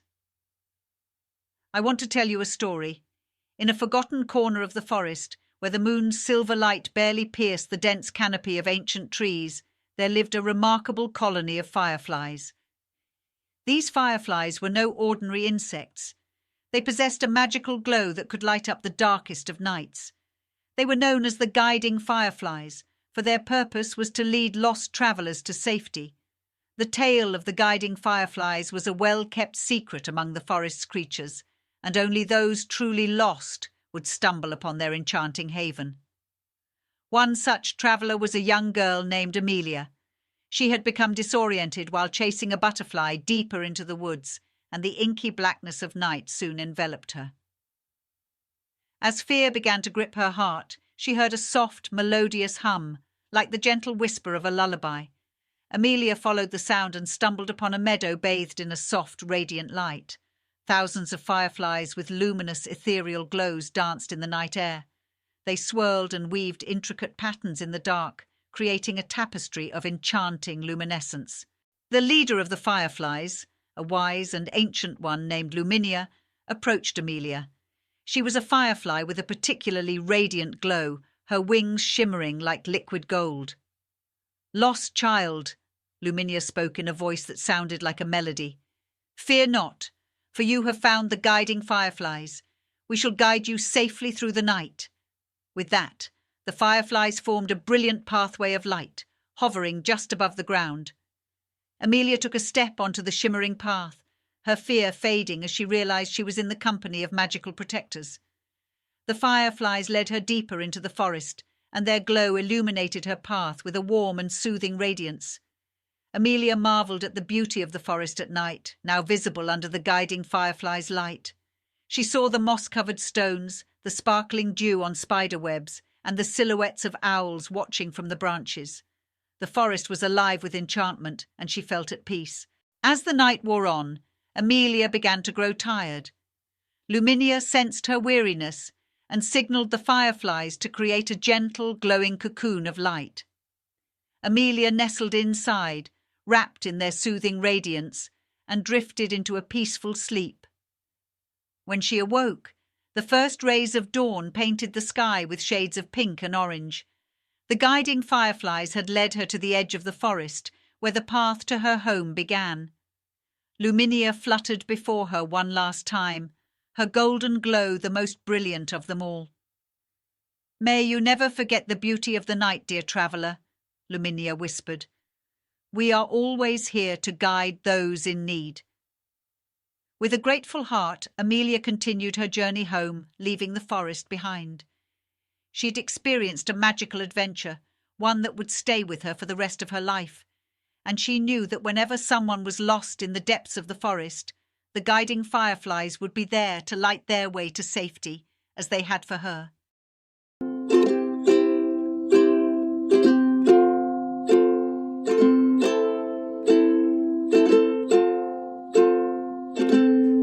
The girl named Beanie. I want to tell you a story. Once upon a time, in a quaint little village nestled between rolling hills and lush forests, there lived a young girl named Beanie. Beanie possessed a remarkable gift that set her apart from the other villagers. She could hear the thoughts of animals and communicate with them. This extraordinary ability was passed down through generations in her family, and while some considered it a blessing, others viewed it with skepticism and fear. Beanie had always been drawn to the woods that bordered the village. Among the towering trees and babbling brooks, she found a sense of peace that she couldn't experience anywhere else. It was in these woods that she first discovered her gift. One sunny morning, as she wandered along a hidden path, she heard the soft, hesitant thoughts of a squirrel perched on a branch overhead. "Is it safe to come down?" the squirrel wondered. Beanie smiled and replied in her thoughts, "Yes, it's safe. You can come down." The squirrel cautiously descended, its fluffy tail twitching nervously. Beanie extended her hand, and with a tiny leap, the squirrel hopped onto her palm. From that moment, she knew her life had changed forever. Word of Beanie's unique talent soon spread through the village. Some people admired her gift, while others regarded her with suspicion. Beanie decided to use her ability to protect and understand the animals, forging a bond with the creatures of the forest that few could comprehend. As the seasons passed, her reputation grew, and her relationships with the animals deepened. She talked to the wise old owl in the tallest tree, the mischievous raccoons that liked to raid the villagers' gardens, and the elusive fox who roamed the woods in search of his next meal. She helped mediate disputes between the beavers and the river otters, ensuring the harmony of the forest ecosystem. One day, a severe drought gripped the land, and the village's crops withered. Desperation filled the hearts of the villagers as they looked to the sky for rain. Beanie knew she had to help. She ventured deep into the forest and spoke to the ancient oak tree, asking it for guidance. The oak whispered, "Seek the great eagle who soars above. He knows the secrets of the clouds." Following the oak's advice, Beanie set out to find the eagle. Her journey was treacherous, filled with perilous cliffs and rushing rivers, but she was determined to save her village. Finally, atop the tallest peak, she spotted the eagle circling the sky. "Great eagle," Beanie thought, "please share your wisdom. We are in need of rain." The eagle paused, his thoughts echoing in her mind like thunder. "The rain is not within my grasp, but I can guide you to the source of water hidden deep in the heart of the forest." Beanie followed the eagle through the dense woods to a hidden spring. There, she prayed for rain, and a few days later the skies opened, bringing relief to the parched land. Her village was saved, and the people came to appreciate Beanie's gift, realizing that it was a blessing they should cherish. She continued to protect and care for the animals, ensuring that the delicate balance of nature remained intact, and that her village and the forest thrived side by side. Beanie's unique ability not only saved her village from disaster, but also taught the villagers to respect and cherish the natural world and all the creatures that inhabited it. And so, in her quiet corner of the world, the girl who could hear the thoughts of animals lived a life of purpose and wonder, bridging the gap between two worlds and ensuring harmony reigned in her beloved forest.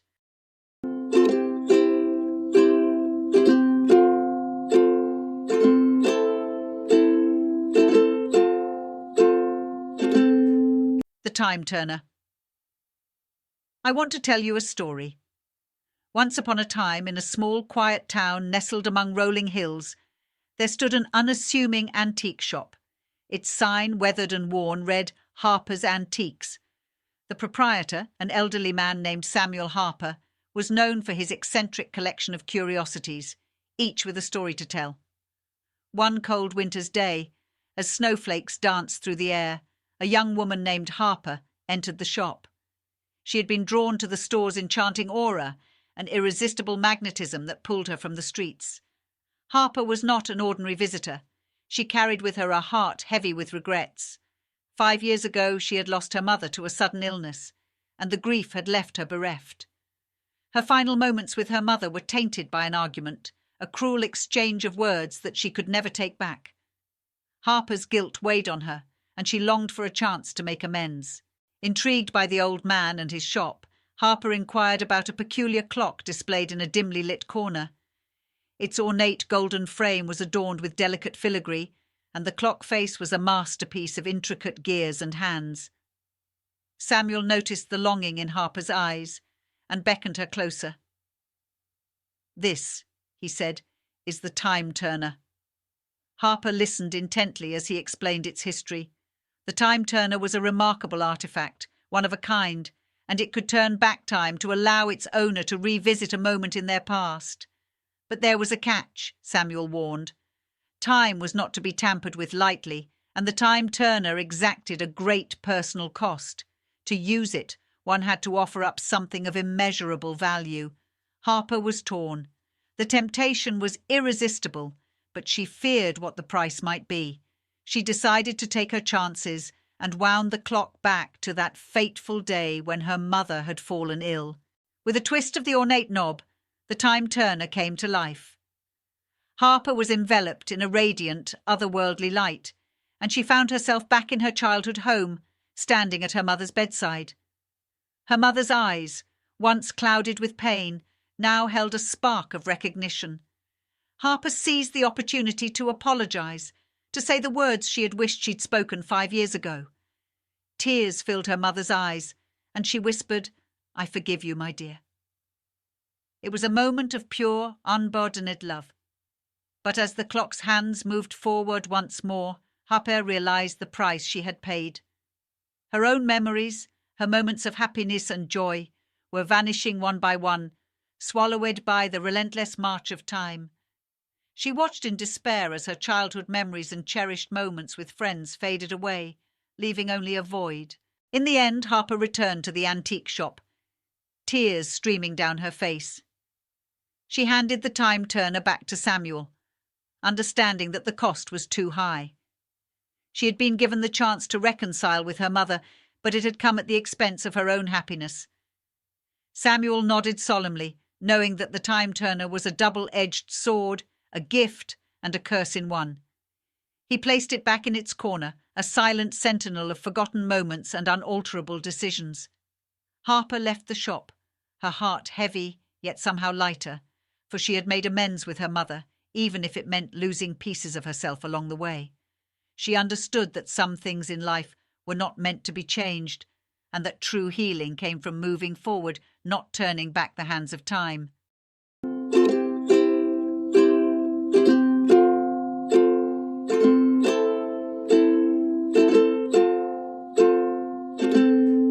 The Elderwood. I want to tell you a story. In the heart of a dense ancient forest stood a tree unlike any other. Its gnarled, towering trunk was a testament to centuries of wisdom and experiences. People in the nearby village called it the Elderwood. The Elderwood was no ordinary tree. It possessed a gift that set it apart from the rest of the forest. It could speak, and it was said to be wiser than the most learned scholars. Generations of villagers had sought solace and guidance beneath the sprawling canopy of the Elderwood. Its bark was etched with countless messages, left behind by those who had come to converse with the wise tree. Some had sought advice on love, others on matters of the heart, and a few had asked for insight into the mysteries of the universe. The Elderwood had listened to them all, its ancient branches rustling gently in the breeze. One cool, crisp morning, a young man named Dakota entered the forest. He had heard tales of the Elderwood's wisdom and had come seeking guidance. His heart was heavy with the burden of a decision that weighed on him, and he hoped the tree could offer him some clarity. Dakota approached the Elderwood, a sense of reverence filling his heart. He placed his hand on the tree's rugged bark and spoke softly. "Great Elderwood, I come to you in search of guidance. My path is unclear, and I'm torn between two choices. Please, share your wisdom with me." The Elderwood's leaves rustled, and its voice, like the whisper of the wind, responded, "I sense the weight of your decision, young one. Tell me of your choices, and I shall do my best to shed light on your path." With a sigh, Dakota began to share his story. He spoke of his desire to leave the village to explore the world, to seek adventure and discover his own destiny. But he also spoke of the obligation he felt to his family, who relied on him for support and companionship. The Elderwood listened attentively, and when Dakota had finished, it responded, "Life is a journey, and choices are the crossroads that shape our path. Remember that the roots of your destiny are entwined with the roots of your family, just as I am rooted in this forest. It is not about choosing one or the other, but finding the balance that nourishes your soul and those you love. Follow your heart, for it knows the way." Dakota thanked the Elderwood for its wisdom, feeling a weight lift from his shoulders. He left the forest with a renewed sense of purpose, understanding that his journey need not come at the expense of his family. The Elderwood's words had illuminated his path. Over the years, Dakota returned to the Elderwood many times, sharing his adventures and seeking counsel. The wise old tree continued to provide guidance to all who sought its wisdom, standing as a silent sentinel in the forest, a testament to the enduring power of nature to nurture the spirit and guide the soul.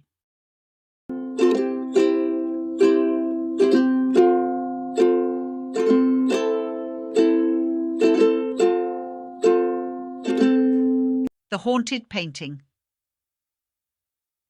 I want to tell you a story.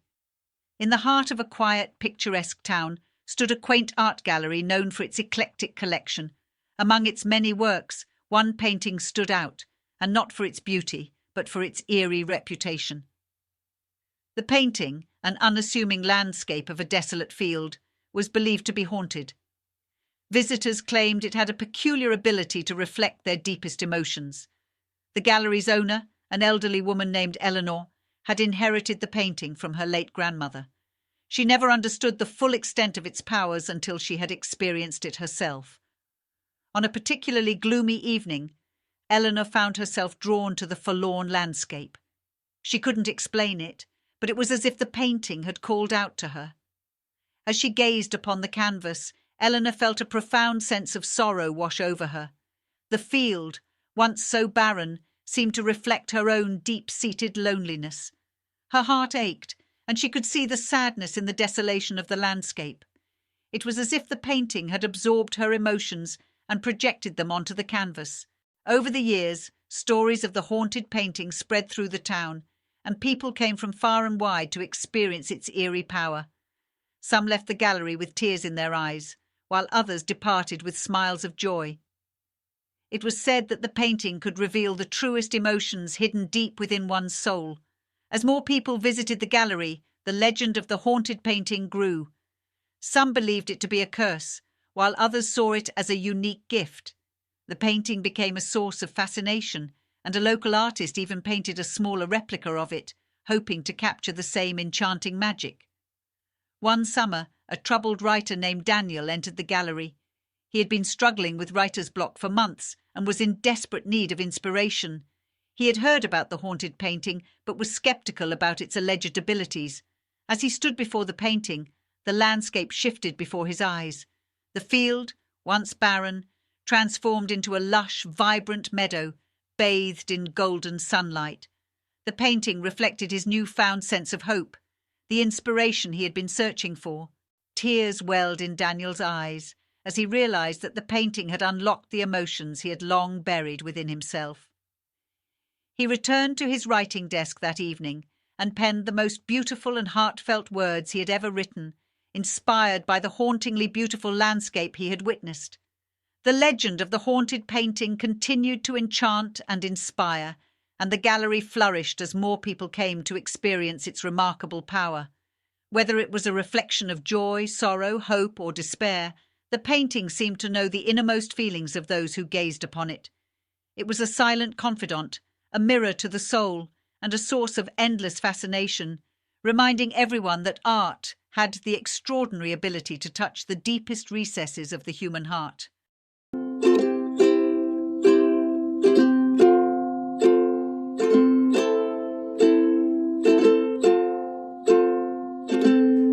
The Carter family. I want to tell you a story.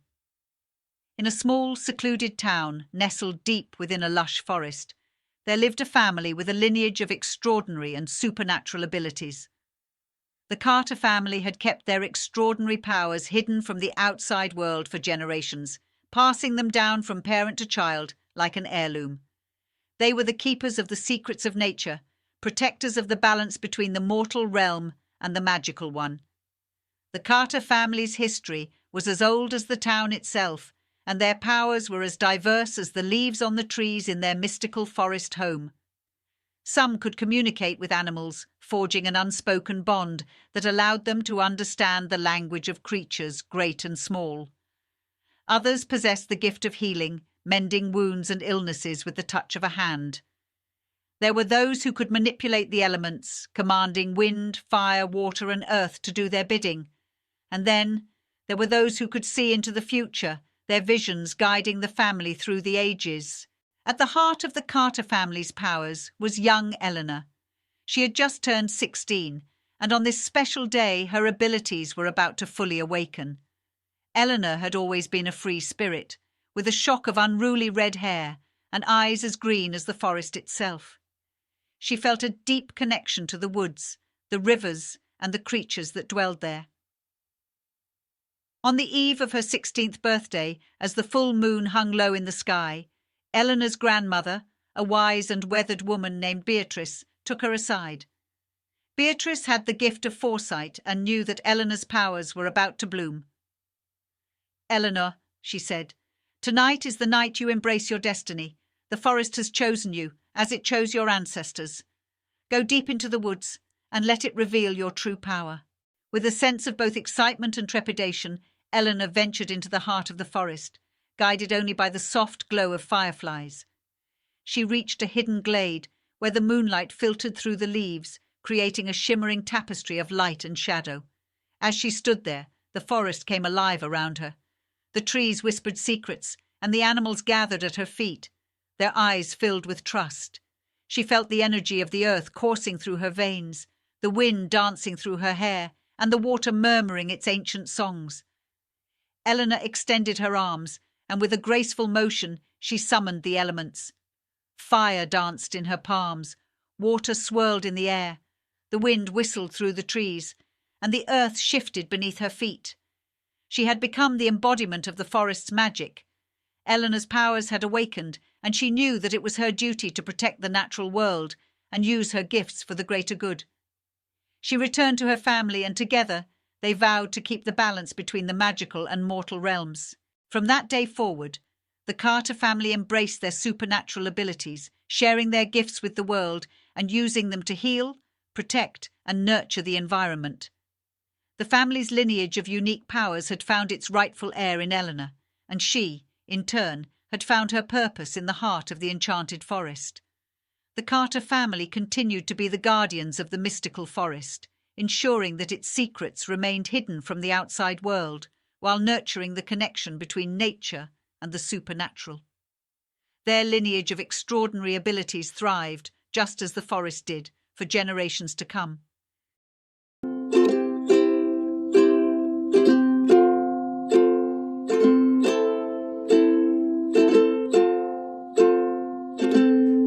The Ancient Map.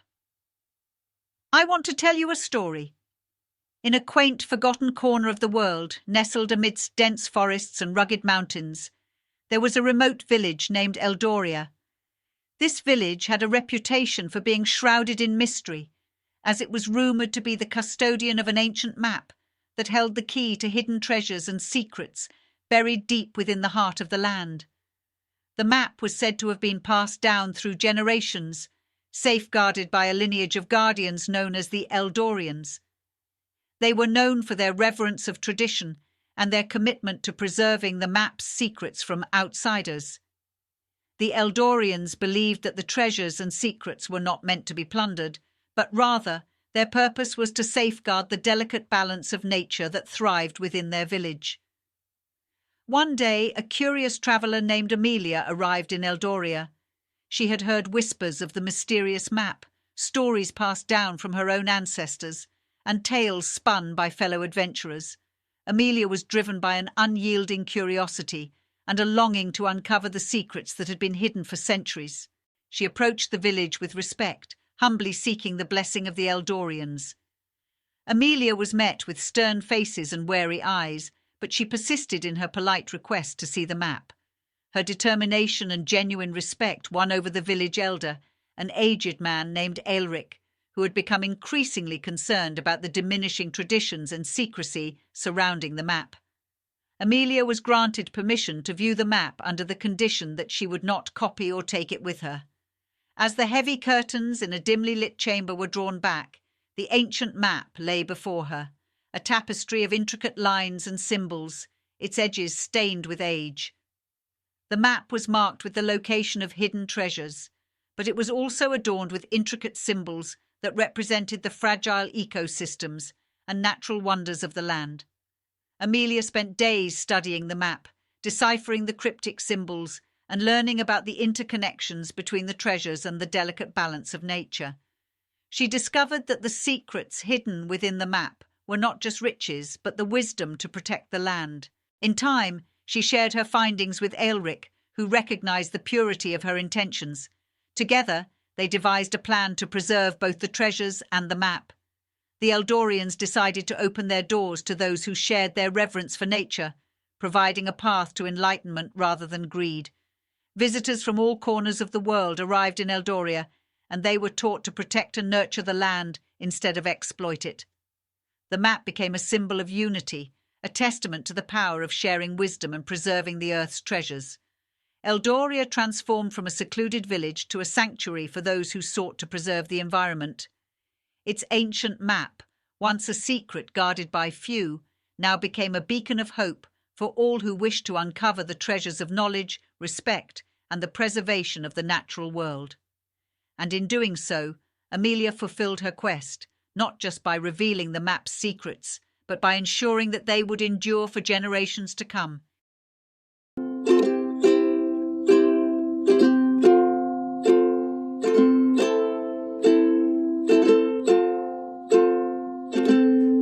The Dreams in Manners Hollow. I want to tell you a story. In the heart of a remote valley, nestled between towering mountains and dense forests, there lay a quaint town named Manners Hollow. It was a place unlike any other, where dreams and nightmares had a curious habit of escaping the confines of slumber to become a tangible reality when the moon painted the world silver. During the day, Manners Hollow appeared to be a picturesque town with cobblestone streets, charming cottages, and friendly townsfolk who went about their daily routines with smiles and laughter. But as the sun dipped below the horizon and the stars began to twinkle, the town transformed into something otherworldly.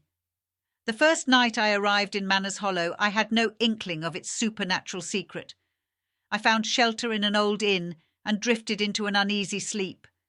As the midnight hour approached, I was jolted awake by the sound of children's laughter echoing through the corridors. I rushed out into the hallway only to find myself in a bustling carnival, with vividly coloured tents, whimsical carousels, and cotton candy vendors. However, the joyous atmosphere quickly darkened as the laughter turned to maniacal cackles, and the carnival rides twisted and contorted into nightmarish contraptions. Panic swept through the crowd, and I was compelled to flee. I ran through the shifting landscape where my dreams and fears intertwined, and my imagination came to life. In Manners Hollow, reality was malleable, and dreams and nightmares were subject to one's emotions. Those who visited the town learned to control their thoughts and feelings, for whatever they imagined had a way of materializing. It was a place where love could bloom under a shower of roses, and where the shadowy creatures from the darkest corners of one's mind could chase you through a labyrinth of fear. The town's residents had adapted to this peculiar existence, using their newfound powers to craft beautiful art and design fantastical buildings that defied gravity. They celebrated their uniqueness, embracing both the light and the darkness that the night brought to life. Over time, I too learned to navigate the shifting reality of Manners Hollow. I found myself dancing among fireflies that lit up the night, their glow guided by the music of my heart. I soared above the treetops on wings of my own imagination, and I ventured into the deepest recesses of my mind, facing my fears head-on and emerging stronger with every encounter. Manners Hollow was a town of endless possibilities, where every night held the promise of adventure and self-discovery. It was a place where dreams and nightmares could become real, but the true magic was in learning to harness those dreams and turn even the darkest nightmares into a source of strength and resilience.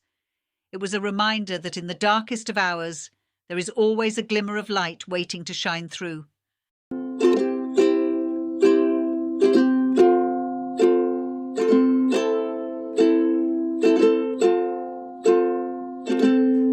The Invisibility Jacket. I want to tell you a story. Once upon a time in the quiet town of Willowbrook, nestled between rolling hills and a tranquil river, there lived a curious tailor named Eliza. Her shop was small, tucked away in a cobbled alley, and known only to those in the know. Eliza was not your ordinary tailor, for she possessed a unique talent that was whispered about in hushed tones among her clientele. Eliza was the creator of the legendary Invisibility Jacket, a remarkable garment said to grant its wearer the power of invisibility. Rumours of this magical jacket had spread far and wide, and people came from all corners of the kingdom, hoping to obtain it. However, Eliza's remarkable creation came at a price that few were willing to pay. One cool autumn morning, a young man named Samuel entered Eliza's shop. He had heard the tales of the Invisibility Jacket, and his heart ached with desire for it. Samuel was a clever and ambitious fellow, but he lacked the morality that often guided people's choices. He had a plan, a scheme to become rich and powerful, and the jacket was the key. As Samuel walked into the dimly lit shop, the bell above the door jingled softly. Eliza, a woman of age with a face marked by wisdom, greeted him with a knowing smile. She could sense the avarice in his eyes, the unquenchable thirst for power. "Welcome, Samuel," she said, her voice like a gentle breeze. "I've heard of your desire for the Invisibility Jacket." Samuel's heart pounded in his chest. He couldn't believe that Eliza knew his intentions. He nodded cautiously. "Yes, I wish to possess it, at any cost." Eliza's eyes glittered with an otherworldly wisdom. "Very well, Samuel. I will grant you the Invisibility Jacket, but remember, it comes at a moral price. Every time you wear it, you must perform one selfless act of kindness." Samuel, blinded by his ambition, agreed without hesitation. Eliza carefully measured him, her wrinkled hands working with surprising swiftness. When she finished, she presented him with the Invisibility Jacket, a beautiful creation woven from threads that seemed to shimmer with magic. Samuel donned the jacket and vanished from sight. Eliza reminded him of the price, and he nodded, though his thoughts were elsewhere. Samuel returned to the town, invisible to all. He used his newfound power for personal gain, stealing from the rich and avoiding any consequences for his actions. The power of the jacket intoxicated him, and he became a shadowy figure, feared and reviled by the townsfolk. However, despite his unethical actions, Samuel couldn't escape the weight of the moral price he'd agreed to pay. Each time he wore the Invisibility Jacket, he felt a growing emptiness within him, a hollowness that no stolen wealth or power could fill. The jacket demanded selflessness, and as he continued to act selfishly, the darkness within him grew. One fateful day, as Samuel planned another daring heist, he witnessed a small child trapped beneath a fallen cart, crying for help. His heart wrenched, and the memory of Eliza's warning came back to him. Samuel struggled with his inner demons, but ultimately chose to save the child, revealing himself for the first time in months. The townspeople, realizing who he was, forgave him for his past actions, and Samuel found redemption in selflessness. He continued to wear the jacket, but this time he used its power to help others and make amends for his past deeds. Eliza, from her humble tailor shop, observed all of this with a knowing smile. She had sewn the jacket not just to bestow invisibility, but to teach a valuable lesson. The Invisibility Jacket had the power to reveal the true character of its wearer, and in the end, it was the moral price that proved to be its most potent magic.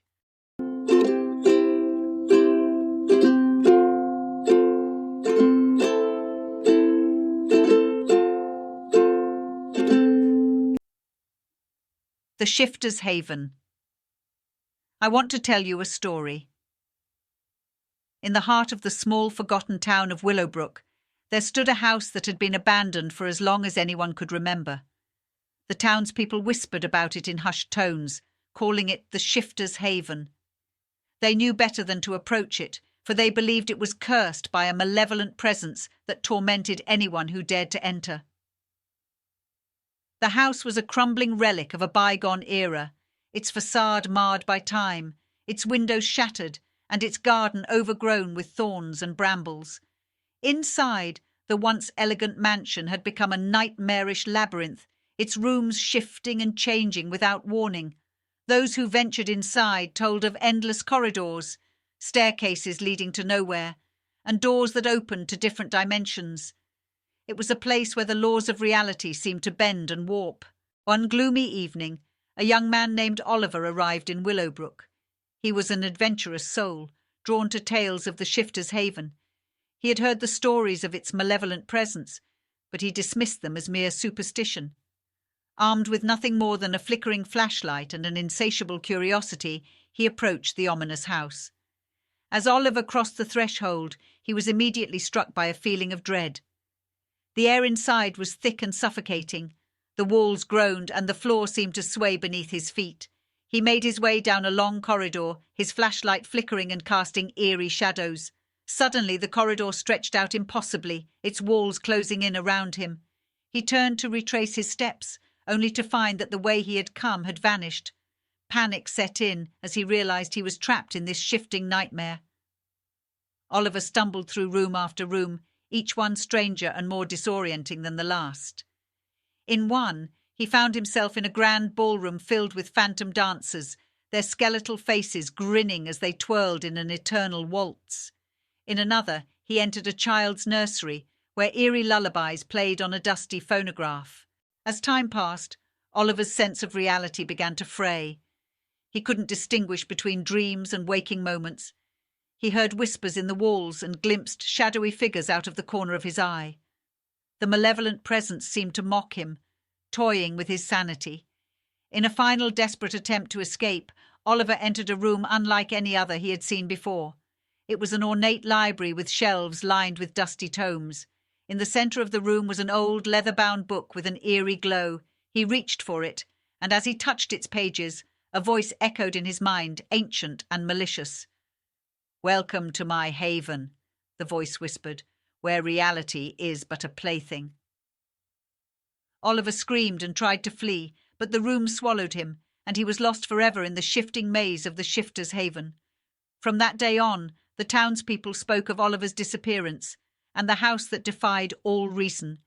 They knew better than to approach the Shifter's Haven, for it was a place where a malevolent presence revelled in its cruel games, and where the boundary between the living and the supernatural was forever blurred. It stood as a chilling reminder that some mysteries should never be unravelled and some doors should never be opened.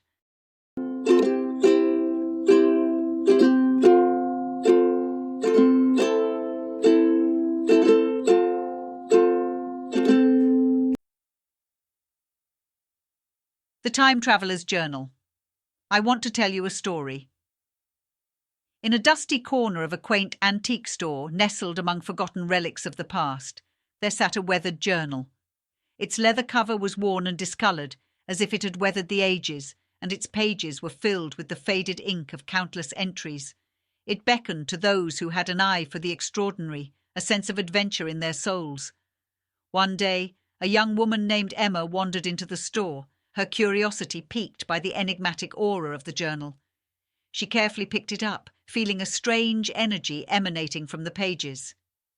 As she thumbed through it, her eyes widened at the incredible tales that unfolded before her. The journal, it appeared, belonged to a time traveller. The first entry described a journey back to ancient Egypt, where the time traveller had witnessed the construction of the Great Pyramids and marvelled at the craftsmanship of a bygone era. The journal's author described the stony desert landscape, the scorching sun, and the awe-inspiring vision of these massive structures rising from the sand. As Emma continued to read, she discovered entries from all over the world and across time. The time traveller had ventured into the heart of the Renaissance, hobnobbing with Da Vinci and Michelangelo, sharing anecdotes of creativity and genius. Another entry told of a jaunt to Elizabethan England, where Shakespeare's plays came to life in the very theatres they were written for.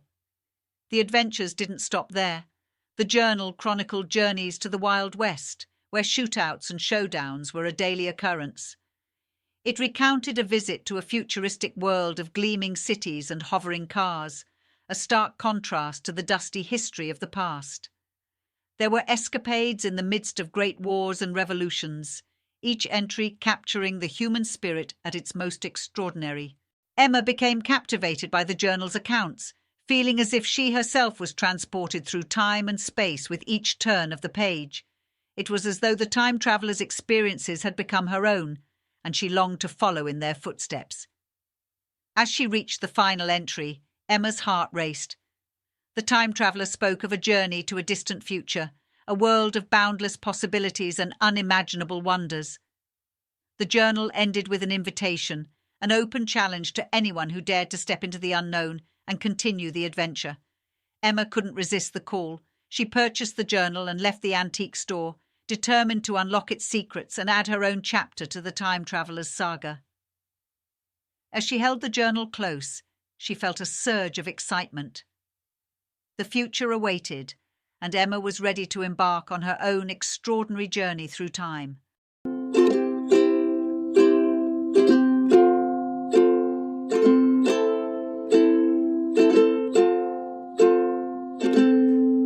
Dream Prophet. I want to tell you a story. Gracie had always been different.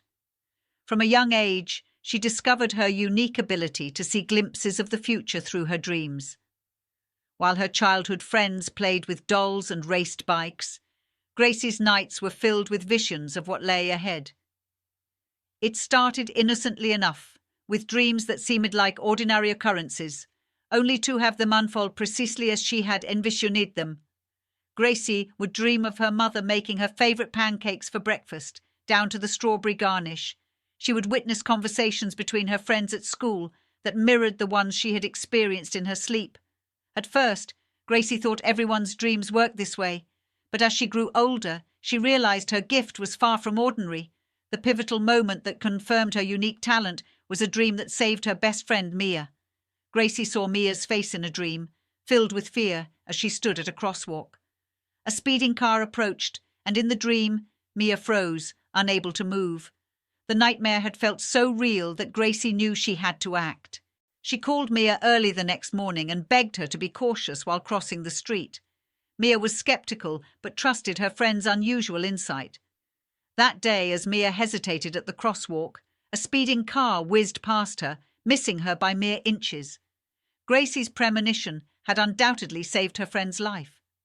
As the years passed, Gracie honed her ability, learning to interpret the cryptic messages of her dreams. She discovered that her gift was not without its challenges. Sometimes, the dreams left her with a sense of helplessness as she glimpsed tragedies she couldn't prevent. She saw divorces, accidents, and illnesses before they happened. Gracie was burdened with the weight of the future and the knowledge of how unpredictable life truly was. Yet, Gracie's dreams were not all foreboding. She saw moments of joy, love, and success too. She witnessed her cousin's wedding, celebrated her brother's graduation, and witnessed the birth of her best friend's child. These dreams were a reminder that life was a tapestry of moments, some beautiful and some tragic, but all interconnected. Gracie's gift extended beyond her own life. She used it to help others, offering guidance and advice to those who sought her out. She became known in her small town as the woman with the gift of foresight. People respected her wisdom, and some even regarded her as a local sage. One evening, as Gracie looked up at the stars, she contemplated the mysterious source of her abilities. She wondered why she'd been chosen to see glimpses of the future when so many lived their lives in uncertainty. She couldn't answer that question, but she knew one thing for certain. Her gift was a part of who she was. Gracie continued to embrace her unique talent, using it to make the world a little better, one dream at a time. She understood that the future was a delicate thread that wove through the past and present, and in her dreams, Gracie found a way to help people navigate the twists and turns of their own life journeys.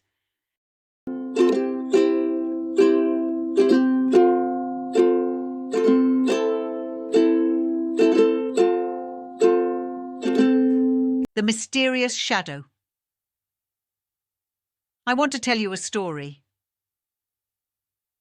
In the heart of a tranquil town called Greenwood, nestled between ancient oaks and quiet cobblestone streets, there lived a man named Oscar.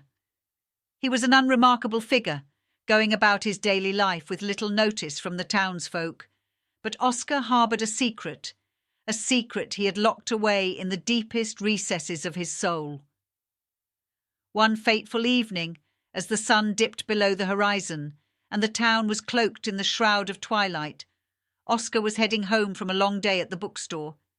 He had always been fond of literature, finding solace in the pages of dusty old tomes. It was a comforting escape from the tumultuous thoughts that consumed him. However, today was different. As he walked along the cobblestone streets, a mysterious shadow appeared at his side. At first, Oscar paid it no mind, thinking it was just a trick of the fading light. But as he quickened his pace, the shadow did the same, never leaving his side. When he arrived at his small, weather-worn cottage, the shadow slipped inside with him.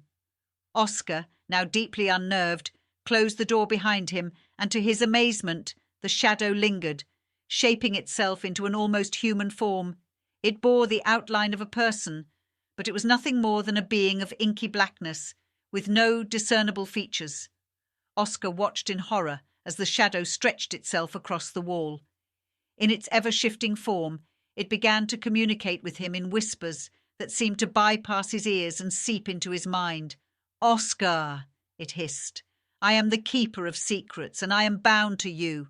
I know of the darkness that dwells within you." Oscar's heart raced, and his breath caught in his throat. He had never told a soul about the secrets he hid within, the guilt that gnawed at him like a relentless beast. This sentient shadow had somehow unearthed his deepest fears and regrets. With each passing day, the shadow grew more insistent, its whispers more compelling. It revealed memories and thoughts that Oscar had long suppressed, secrets he had buried in the depths of his mind. He could no longer ignore its presence. It was as if the shadow intended to free him from the shackles of his own past. The townspeople began to notice the change in Oscar. He no longer appeared burdened by the weight of his secrets. Instead, he seemed lighter, happier. The shadow had become his confidant, his silent therapist, and as the secrets were released, Oscar's conscience cleared, and he found redemption. But with each secret unveiled, the shadow grew smaller, fading away bit by bit. It was as if it drew its sustenance from the darkness it revealed. And as the last secret was laid bare, the shadow dissipated entirely, leaving Oscar feeling as though a weight had been lifted from his soul. The townsfolk of Greenwood noticed the transformation in Oscar, but they never knew the truth. Oscar had been healed by the very shadow that had initially haunted him. It had become his salvation, a reminder that sometimes the darkest secrets held the key to a brighter future. In the end, Oscar learned that confronting one's past, no matter how painful, was the path to true freedom. And in the enigmatic sentient shadow, he had discovered a mysterious ally, guiding him toward a life unburdened by the weight of hidden truths.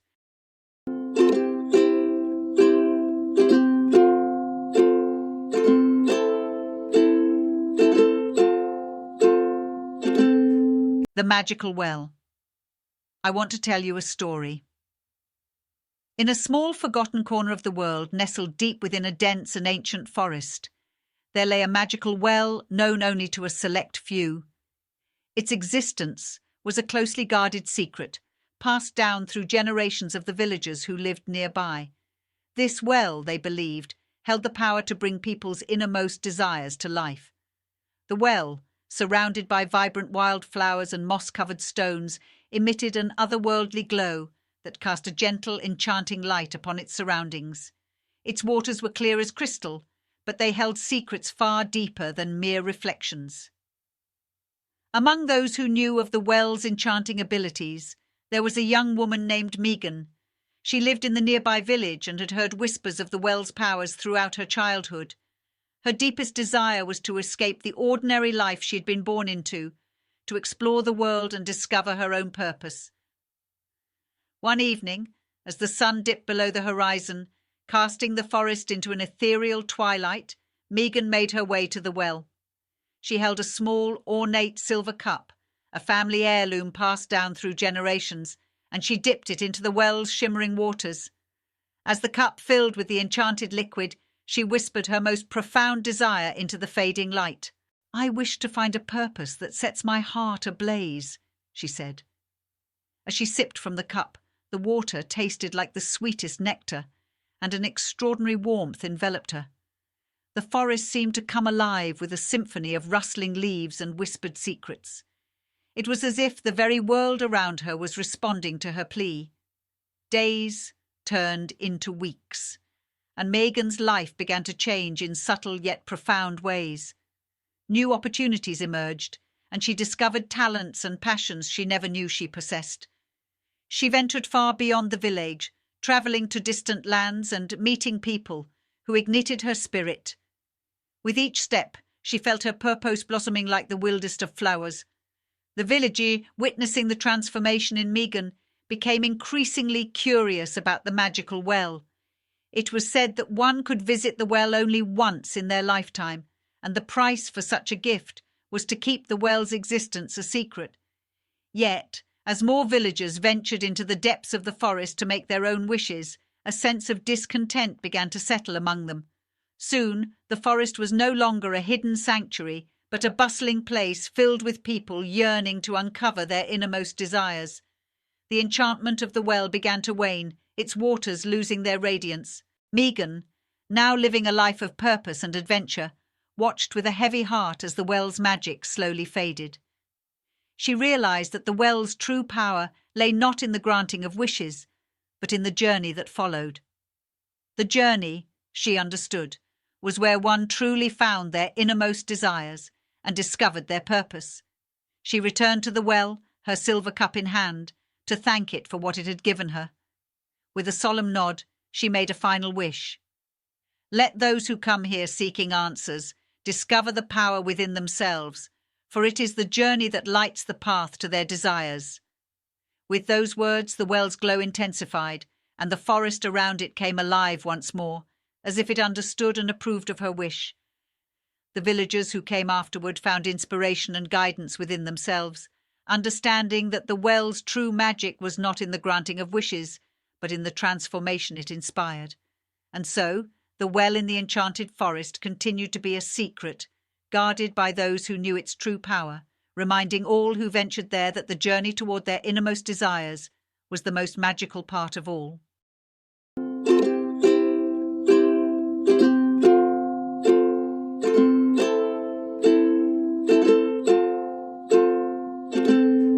The Inspiring Gift. I want to tell you a story. Once upon a time, in a quaint little village nestled in the heart of the countryside, there lived a young girl named Lillian. Lillian was an ordinary girl in most respects, but she possessed an extraordinary gift that set her apart from the rest of the world. She could hear the stories behind inanimate objects. This unique ability had been with Lillian for as long as she could remember. It began as a faint whisper in her ears, growing stronger and clearer as she grew older. At first, Lillian kept her gift a secret, fearing that others would consider her strange or, worse, accuse her of telling tall tales. But as time passed, she realized the potential beauty of her gift, for it allowed her to connect with the world in a way that no one else could. One sunny morning, Lillian decided to venture into the woods that bordered her village. As she strolled along the winding paths, she couldn't help but be drawn to a weathered oak tree. Its ancient gnarled branches seemed to beckon her closer. Lillian extended her hand and gently touched the tree's rough bark. Instantly, a rush of voices filled her ears, and she closed her eyes to listen. She heard the story of this old oak, of the countless seasons it had witnessed, the lovers who had carved their initials into its trunk, and the laughter of children who had climbed its branches. Lillian was transported through time, feeling the joys and sorrows of all those who had been touched by the tree's enduring presence. Lillian continued her exploration, discovering that every object, from the rusted key abandoned in the underbrush to the cracked teacup hidden among the leaves, had a story to tell. She learned of the teacup's journey from a grand estate to the forest where it had been cast aside. It spoke of elegant tea parties and whispered secrets shared over the years. With her newfound knowledge, Lillian decided to share the stories of the inanimate objects with the people in her village. She believed these tales could teach valuable lessons, inspire compassion, and help people appreciate the history and sentimentality in the simplest of things. One by one, she began to collect the objects and their stories. Lillian arranged them in a small, charming museum in the heart of the village. Word quickly spread about the museum, and soon people from neighbouring villages came to visit, all eager to hear the extraordinary stories behind everyday items. The museum became a place of wonder and reflection, where visitors could connect with the past and appreciate the beauty in the mundane. Lillian's gift had turned her village into a hub of creativity and understanding, and her life was filled with joy and purpose. As the years passed, Lillian realised that the true magic of her gift lay not in hearing the stories behind inanimate objects, but in sharing those stories with others. Through this, she had brought her village together and helped people appreciate the rich tapestry of human history that was woven into even the most ordinary of things. And so, in the little village nestled in the countryside, Lillian's extraordinary gift continued to inspire, reminding everyone that the stories of the past were still very much alive and waiting to be heard.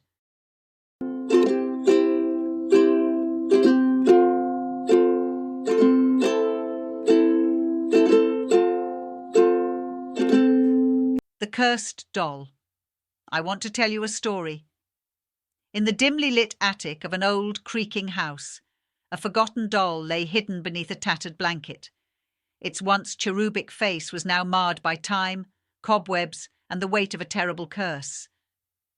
This doll, named Isabella, had once been the beloved possession of a little girl named Emily. But now it sought revenge on its former owner. Decades ago, Isabella had been a cherished companion, the epitome of beauty and innocence. Emily had loved her with all her heart, whispering secrets to her at night and cradling her during thunderstorms. But as Emily grew older, she discarded Isabella in favour of more modern toys and adventures. Neglected and abandoned, the doll was left to the whims of dust and decay, and resentment festered within her porcelain heart. One fateful night, a bolt of lightning struck the house, charging the stagnant air with malevolent energy. The curse that had been building within Isabella finally took hold. Her glassy eyes, once filled with love, now glowed with an eerie, malevolent light. The curse granted her the power to move, and a single, unrelenting purpose: revenge against Emily. Isabella's journey began that night, as she slipped from the attic, her porcelain feet making not a sound. She moved through the darkness like a phantom, her tiny hand clutching a rusted miniature knife she had discovered among the forgotten toys. The pain of being forsaken, the hurt of being left behind, and the weight of years of isolation had all culminated into a burning desire for vengeance. She followed the ethereal traces of Emily, who was now an elderly woman living alone in the same house. Isabella knew that her former owner would be defenceless, unaware of the cursed doll's return. The old woman had long forgotten her childhood companion. As the clock struck midnight, Isabella entered Emily's bedroom. The woman lay in her bed, her breathing slow and steady. With a malevolent glint in her eyes, the doll raised the tiny knife high above her head, but just as she was about to strike, a stray moonbeam revealed her sinister form, frozen in time and space. Startled by the sight of the vengeful doll, Emily gasped and reached for her glasses on the bedside table. But before she could react, the ancient curse took hold once more, locking her in place. Isabella's porcelain hand trembled, but she couldn't carry out the revenge she had so desperately desired. In that moment, Isabella saw a reflection of her own pitiful existence, a cursed soul driven by anger and hurt. She realized that revenge was not the answer. The cycle of pain needed to end. With great effort, Isabella lowered the knife, her hand shaking. The curse began to dissipate, the malevolence in her eyes fading. As she gently laid the knife down, Emily's ability to move returned, and she reached out to pick up the cursed doll. Tears welled up in her eyes as she recognized her old friend. She whispered, "Isabella, I'm so sorry for leaving you behind." Isabella, released from the grip of the curse, found solace in her owner's embrace once more. In that moment, the curse was broken, and forgiveness flowed from both sides. Emily promised to cherish Isabella, and the two found a way to heal old wounds. From then on, the doll that had once sought revenge became a symbol of forgiveness and redemption. It served as a reminder that even the most hurt and neglected hearts could find peace and love once more, if only given a chance to heal.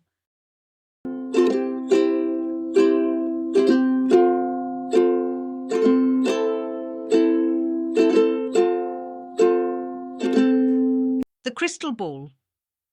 I want to tell you a story. In a small mystical town nestled between rolling hills and ancient forests, there lived a fortune-teller named Madame Vivian. She was known far and wide for her peculiar crystal ball, a mesmerizing orb that showed glimpses of different futures.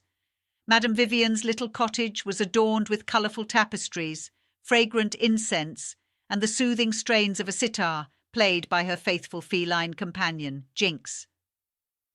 Visitors from across the land sought out Madame Vivian's guidance, hoping to catch a glimpse of their destiny.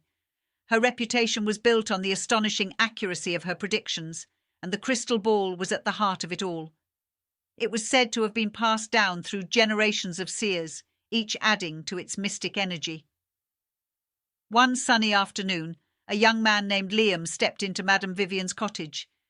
He had come to her in search of answers, his heart heavy with the weight of a decision that could change the course of his life. Madame Vivian welcomed him with a warm smile, her eyes like deep pools of wisdom. "Sit, dear child," she said, guiding him to a comfortable chair. "Tell me, what ails your heart?" Liam hesitated for a moment, then began to pour out his story. He spoke of a job opportunity in a distant city, one that promised wealth and adventure, but also meant leaving behind his beloved family and the hometown he cherished. He was torn between the lure of the unknown and the warmth of the familiar. Madame Vivian listened intently, her fingers tracing patterns on the surface of the crystal ball. She then reached out and touched the orb, her eyes closing as she delved into the swirling depths of possibilities. The crystal ball began to glow, casting a soft, ethereal light that enveloped the room. Liam watched in awe as the mists within the orb began to clear, revealing glimpses of different futures. He saw himself in one vision, surrounded by skyscrapers, living a life of luxury and success. In another, he was in his hometown, working at a small bakery, his family close by. Madame Vivian's voice was a whisper, carrying the wisdom of ages. "The crystal shows you the paths that lie ahead, but it cannot choose for you, my dear. It is your heart that must guide you." As Liam gazed at the crystal ball, he realized the truth of her words. The magic of the crystal could only provide possibilities. The decision was his to make. After a moment of contemplation, he nodded, feeling a newfound clarity. He thanked Madame Vivian and left her cottage, his heart unburdened. Months later, Madame Vivian received a letter from Liam. He had chosen to stay in his hometown, working at the bakery, and was content with his decision. The warmth of family and the comfort of the familiar had won over the allure of the unknown. Madame Vivian smiled as she read his words, for she knew that she had not foretold his fate, but merely helped him see the paths that lay before him.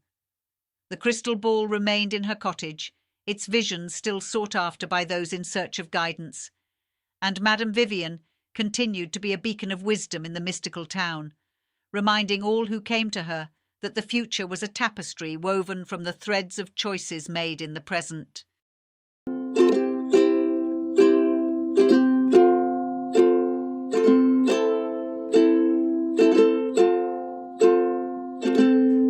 The Hidden Island. I want to tell you a story. In the heart of the vast, unforgiving ocean, there existed a mystical, hidden island known only to a few. The island was a well-guarded secret among the sailors and fishermen of a small coastal village, handed down through generations like a whispered legend. They called it Tempest Isle. Tempest Isle was shrouded in mystery, often obscured by thick, impenetrable fog that concealed it from the prying eyes of the world. Those who stumbled upon it by chance often found themselves bewildered by its peculiar properties. For on Tempest Isle, time flowed differently. It was on an unassuming summer day that Sarah, a young woman with an adventurous spirit, set sail from the coastal village in search of a hidden cove where she had heard tales of incredible treasure.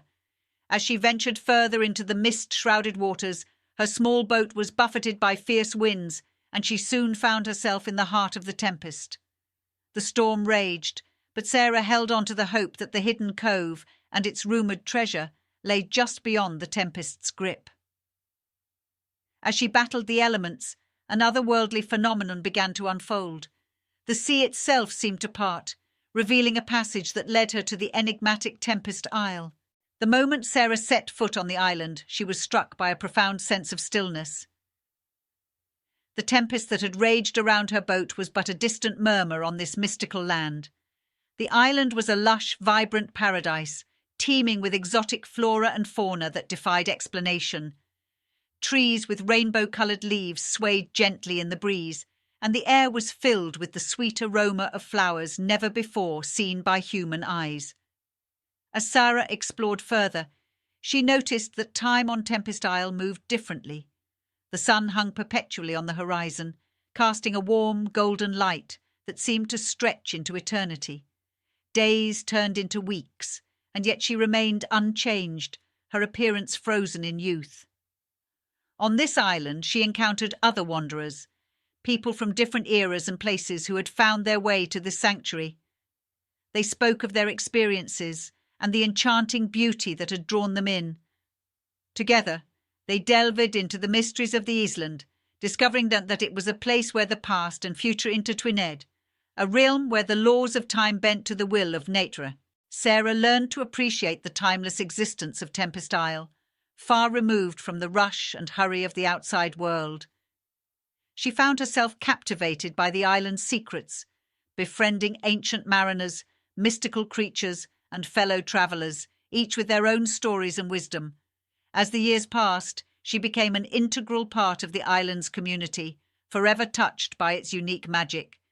The treasure she had sought initially paled in comparison to the wealth of experiences and friendships she had gained on Tempest Isle. There, amidst the eternal sunshine and timeless beauty, she discovered that the true treasures of life were not measured in gold, but in the memories made and the moments shared. Tempest Isle remained hidden from the world, a sanctuary where time flowed differently, a secret known to only a fortunate few who had been touched by its magic. It was a place where the past and future danced in harmony, and where the relentless march of time gave way to the enchantment of eternity, allowing those who found it to savor life's most precious gift, the gift of time itself.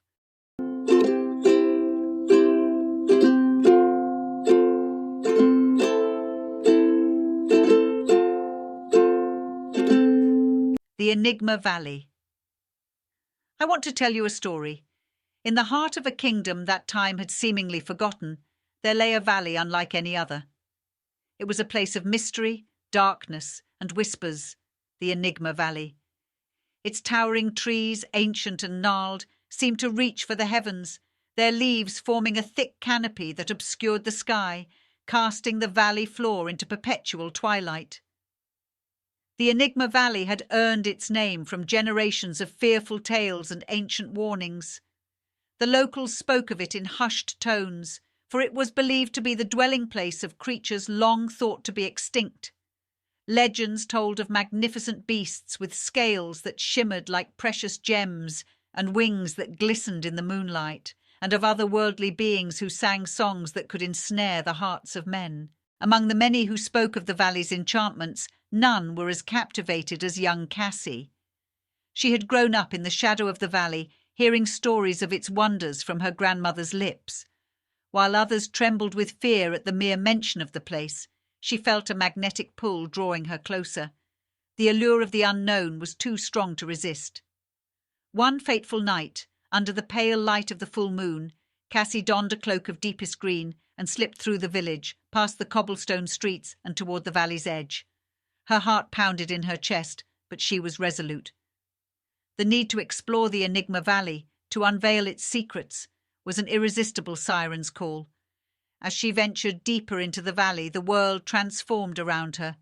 Ethereal mists clung to the trees, and the air was thick with an ancient magic that was almost tangible. Her footfalls were cushioned by a carpet of velvety moss, and the silence was punctuated only by the distant echo of a brook's gentle song. Deeper she ventured, and her eyes widened in wonder as the valley revealed its treasures. Flowers of every imaginable colour, their petals glistening with dewdrops, carpeted the valley floor. Fireflies danced in the shadows like errant stars, leading her onward. The air was filled with a symphony of melodious whispers, as though the valley itself was trying to tell her its story. Then, as she turned a bend in the path, she beheld the creatures of legend. The scales of the winged creatures did shimmer like the rarest gemstones, and their wings indeed glistened in the moonlight. Cassie marvelled at their other-worldly beauty and grace as they danced and soared through the trees, their songs captivating her heart, just as the legends foretold. The valley was alive with beings thought to be extinct, a glimpse into a world forgotten by time. Cassie watched in awe as they moved with an ageless grace. their eyes filled with wisdom beyond the ages. As she spent more time among the valley's wonders, Cassie came to realize that the legends held more truth than fiction. The creatures and beings of the Enigma Valley were guardians of a realm untouched by the passage of time, where the impossible became possible, and where the heart's deepest desires were within reach. Cassie returned to her village, keeping her encounters with the Enigma Valley a secret. She understood that some things were meant to remain hidden, guarded by the veils of mystery.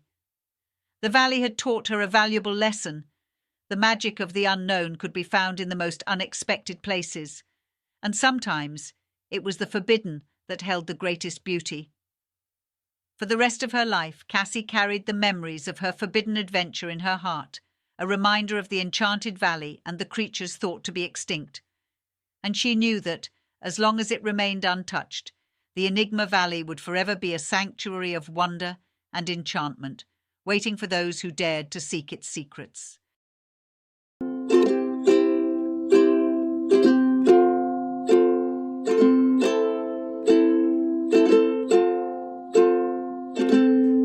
The Boy with Great Power. I want to tell you a story. Once upon a time, in a quaint village nestled between towering mountains, there lived a young boy named Aidan. Aidan was an ordinary-looking child with messy brown hair and curious emerald-green eyes. However, there was something extraordinary about him. He possessed the power to manipulate the elements with a simple touch. This extraordinary gift had been passed down through generations of his family, and while it had brought great joy and prosperity to their village, it also came with a great responsibility. Aidan's parents had taught him from a young age that his power should only be used for the betterment of their community and never for personal gain. One sunny morning, as Aidan strolled through the village, he noticed a group of children playing near the river. They were laughing and cheering as they tried to skip stones across the water. Aidan decided to join in, and with a single touch of his finger to a small pebble, he transformed it into a radiant blue gem that shimmered in the sunlight. The children gasped in amazement as they saw the stone change, and they showered him with praises. Though Aidan was pleased with the attention, he knew that he must use his powers wisely. He bent down and touched the stone again, turning it back into an ordinary pebble. The children watched in awe as he returned the stone to its original form. "I must use my powers for the greater good," Aidan reminded himself. As the years passed, Aidan grew wiser and more in tune with his abilities. He helped the villagers in various ways, using his powers to ensure a bountiful harvest, to control fires during dangerous forest blazes, and to purify the river's water when it was polluted. The villagers came to rely on Aidan's powers, and he became known as the guardian of their community. One day, a great drought struck the village. Crops withered, the river ran dry, and despair began to set in. Aidan knew that it was time to use his powers to bring rain to their parched land. He stood in the centre of the village, raised his arms to the sky, and with a gentle touch he summoned the clouds. The sky darkened, and rain began to fall, slowly at first, and then in a torrent. The villagers rejoiced, dancing in the rain as they thanked Aidan for his remarkable gift. The drought was over, and the land was once again flourishing. As Aidan continued to grow, he realized the immense potential of his powers to not only help his village but also the world. He dreamed of bringing peace and prosperity to all corners of the earth. With every touch, he could heal, create, and protect. His journey was just beginning, and he was determined to use his incredible abilities to make the world a better place. Aidan had learned that true power lay not only in what one could do, but in how they chose to use that power. And as he looked out over the grateful faces of his fellow villagers, he knew he was on the right path, a path of responsibility, kindness, and the relentless pursuit of a better world for all.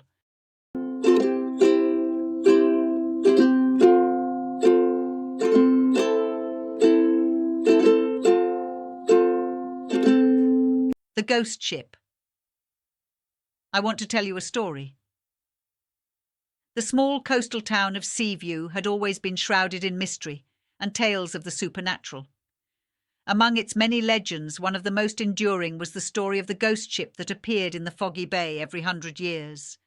For generations, the townsfolk had passed down this eerie tale of a phantom ship with tattered sails and a crew of lost souls that materialized out of the thick, swirling mists of the bay. It was said to occur on the eve of the centenary of the town's founding. Those who witnessed it described an otherworldly beauty, a ship made of ethereal wood and ghostly light, with a spectral crew that moved about like wisps of smoke. As the 100th year approached, the townspeople grew more anxious and curious. They prepared for the long-awaited return of the ghost ship, gathering on the shores, lighting lanterns, and telling stories of their ancestors who had witnessed the phenomenon. Evelyn, a young woman known for her adventurous spirit and love of the unknown, felt drawn to the legend. She had heard the stories from her grandmother, who had always claimed to have seen the ship with her own eyes during the previous appearance. Evelyn was determined to be one of the fortunate few who could lay eyes on the ghostly vessel. On the eve of the centenary, a dense fog descended on Seaview, a foreboding sign of the ghost ship's return. The town was alive with a mix of excitement and trepidation as people gathered by the bay. Evelyn stood at the water's edge, her heart pounding with anticipation. As the hours passed, the fog thickened, reducing visibility to almost nothing. People huddled together, straining their eyes, their breaths visible in the cold air. Some began to lose hope, believing the legend might be nothing more than an old wives' tale. But Evelyn remained steadfast, unable to tear her eyes from the eerie mist. Then, as the clock struck midnight, a low, mournful horn pierced the fog. The townspeople held their breath as a dim, otherworldly glow slowly emerged from the haze. The ghost ship, with its tattered sails and ethereal radiance, glided silently into the bay. Evelyn's heart raced as she beheld the impossible sight. She could see the translucent crew members, their faces etched with sadness, going about their phantom duties. The ship seemed to hover on the edge of the mortal realm, a beacon from a bygone era. The townspeople were in awe, their fear and uncertainty giving way to wonder and reverence. The ghost ship, a testament to the passage of time and the souls of those who once sailed the seas, held them all in its spectral grip. As quickly as it had appeared, the ghost ship began to recede back into the fog, fading away like a distant memory. The crowd watched in silence as it disappeared, leaving nothing but the echoes of its eerie horn. Evelyn felt a profound sense of connection to the past and the spirit of Seaview. The legend had come to life before her eyes, and she had been a witness to the extraordinary. She knew that, for generations to come, the story of the ghost ship would continue to captivate the town's imagination, a reminder of the enduring mysteries that lay hidden in the mists of history.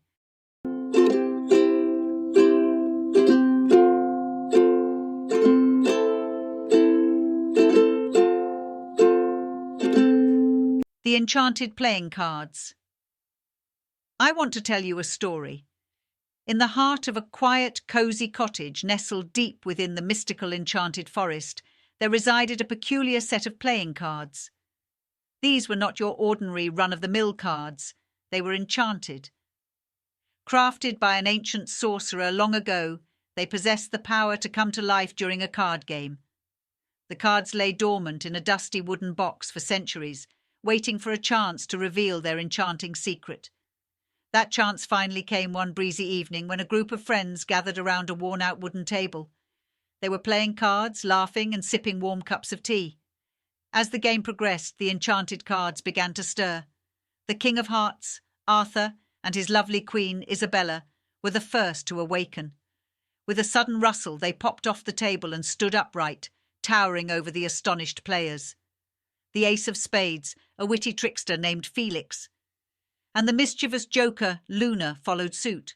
The friends gasped in amazement as the cards materialized into life before their very eyes.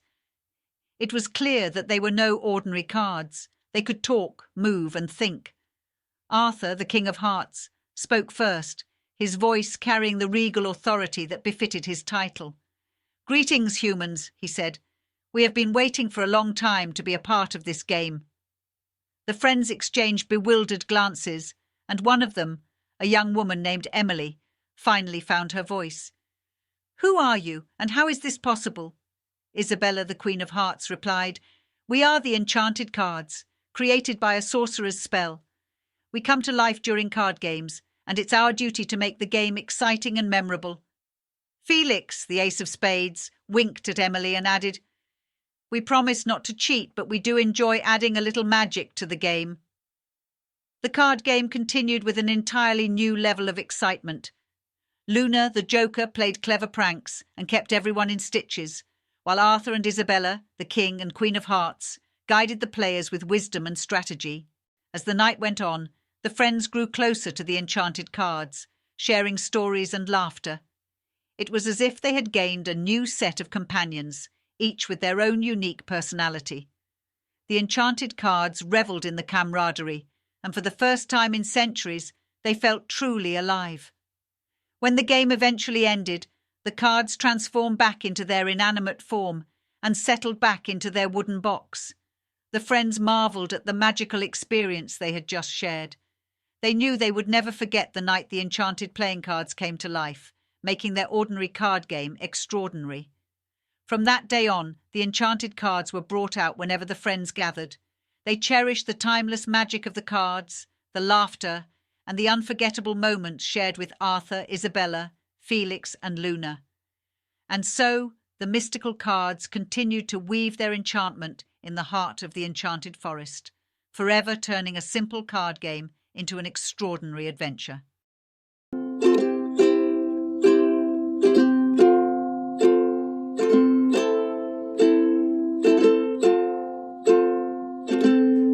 The Mysterious Key. I want to tell you a story. In the heart of a quiet, unassuming town, nestled between rolling hills and dense forests, there stood an old, ramshackle antique shop. Its wooden sign creaked in the breeze, proclaiming itself as Winston's Emporium of Curiosities. The shop had been a fixture for generations, but it was only a select few who truly knew its hidden secret. Behind the counter, amidst dusty shelves filled with trinkets and treasures, Mr. Winston, the elderly proprietor, sat in his high-backed chair, his eyes twinkling with a secret knowledge. His wrinkled hands were busy polishing an antique brass key, an item that had been passed down through his family for centuries. This key wasn't like any other. It had the power to unlock doors to different dimensions. For generations, the key had been a closely guarded secret, passed down from father to son. And for each generation, the key had chosen its own destiny. It had a peculiar affinity for certain individuals, and it bestowed upon them the responsibility of guarding and exploring the otherworldly realms it unlocked. One sunny morning, a young woman named Robin entered Winston's Emporium. She had an affinity for old, mysterious things and was inexplicably drawn to the antique shop. The moment her eyes met the key displayed in the glass cabinet, she felt a magnetic pull. The key was finally ready to choose a new guardian. Mr. Winston, with a knowing smile, handed her the key. "It seems this key has been waiting for you," he said, as if he had known her all her life. Robin took the key, feeling a strange connection. As she held it, a series of symbols etched on its surface began to glow softly. Mr. Winston explained, "This key has the power to unlock doors to different dimensions, each with its own mysteries and wonders, but it also comes with great responsibility." With Mr. Winston's guidance, Robin embarked on a journey through dimensions she had never imagined. The key opened doors to worlds filled with lush forests, sparkling cities, and desolate wastelands. Some dimensions were inhabited by creatures of folklore, while others held technologies beyond human comprehension. Each door revealed a new adventure, and Robin discovered the true extent of the key's potential. However, the key was not without its dangers. It was a magnet for those who sought power, and Robin soon found herself pursued by a group of dimension-hopping treasure hunters. With each encounter, she grew wiser and more adept at navigating the intricate web of dimensions. As she journeyed from one realm to the next, Robin made unlikely allies, learned ancient magic, and uncovered secrets that transcended time and space. She also discovered that the key had a deeper purpose, to maintain the balance between dimensions and protect them from those who would exploit their secrets. In the end, Robin realized that she was not just a guardian of the key, she was a guardian of the multiverse. Her adventures and the mysteries she unraveled made her a legend in the world of dimension hoppers. Winston's Emporium remained a hidden gem in the quiet town, but those who truly understood its secrets knew that it held the key to unimaginable worlds. And for Robin, the young woman who had been chosen by the key, the antique shop was a doorway to a lifetime of adventure, wonder, and the protection of realms beyond imagination.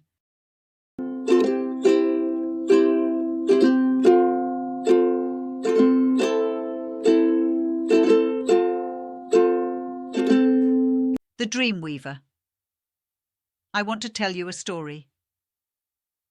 Once upon a time, in a small, unassuming town, nestled between rolling hills and dense forests, lived a young girl named Daria. She was unlike any other child in her neighborhood, for she possessed a remarkable and mysterious gift. Daria had the ability to enter and manipulate dreams. From a young age, Daria discovered her unique talent. At first, she thought everyone could do the same, slipping into the realm of dreams as easily as one would close their eyes. But as she grew older, she realized that her gift was extraordinary and that she alone had the power to traverse the mysterious landscape of the sleeping mind. Daria's family kept her extraordinary ability a closely guarded secret. They knew that such a gift could be both a blessing and a curse, and they worried about the consequences of revealing it to the world. So, Daria spent her childhood exploring her powers quietly, learning to navigate the dream world and manipulate it as she pleased. One evening, as a radiant full moon hung low in the night sky, Daria made a fateful decision. She decided to use her unique gift to help those in need. She had read stories of people plagued by recurring nightmares, and she believed that her power could bring them solace. With determination in her heart, Daria closed her eyes, focusing on a friend's description of a particularly haunting dream. In an instant, she found herself standing within the dream itself. The landscape was a surreal tapestry of colours and shapes, a reflection of her friend's deepest fears. Undaunted, Daria began to gently alter the dream. She added a soothing, guiding light that dispelled the darkness. She replaced the menacing creatures with friendly, radiant figures. The dream transformed from a nightmare into a beautiful, peaceful reverie. The next morning, Daria's friend woke up with a sense of joy and relief, their tormenting nightmares finally vanquished. Word of Daria's miraculous ability spread throughout the town, and people came from far and wide, seeking her assistance. Daria's gift soon earned her the nickname, the Dreamweaver. She dedicated herself to helping those who suffered from night terrors, recurring nightmares, and unresolved issues in their dreams. With her gentle touch, she could weave dreams of healing, hope, and happiness. But as Daria continued to manipulate dreams, she also began to understand the weight of her power. Dreams were a delicate balance, and tampering with them too much could have unintended consequences. She had to tread carefully, respecting the natural order of each dreamer's subconscious. As time went by, Daria learned to use her gift not only to provide relief, but also to guide people towards self-discovery and resolution. She became a counselor of sorts, helping individuals confront their inner demons and find the strength to overcome their waking life challenges. Daria's small town had been forever changed by her extraordinary gift. People no longer feared the night, for they knew that the Dreamweaver was there to protect them. Daria's own life was filled with purpose, knowing that she could make a real difference in the lives of those she touched, both in the waking world and the realm of dreams. And so, the girl who could enter and manipulate dreams became a beacon of hope in her community, proving that even the most remarkable gifts could be used to bring light into the darkest corners of the human soul.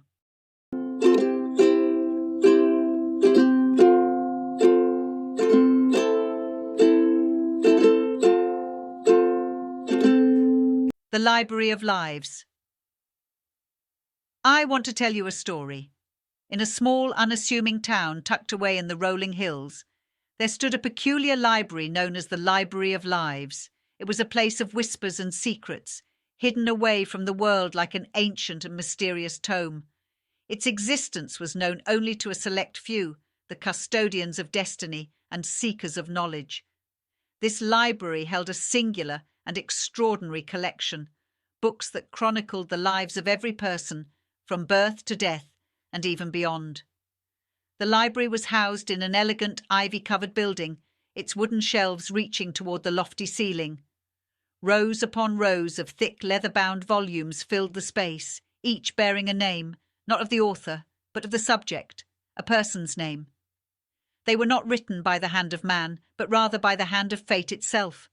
A librarian named Ilara was the guardian of this extraordinary collection. She had the gift of reading the past and future of every person through the pages of these books. She would greet visitors with a warm smile and lead them through the hallowed halls, explaining the purpose of the library and the rules one must abide by. Visitors could choose to peruse their own books, and some did, their eyes widening as they saw their lives unfurl in the pages before them. Others chose not to know, fearing the weight of their destinies. Ilara always cautioned them that the future was not set in stone, for choices had the power to change the course of one's life. One crisp autumn day, a young woman named Amelia walked through the library's heavy wooden doors.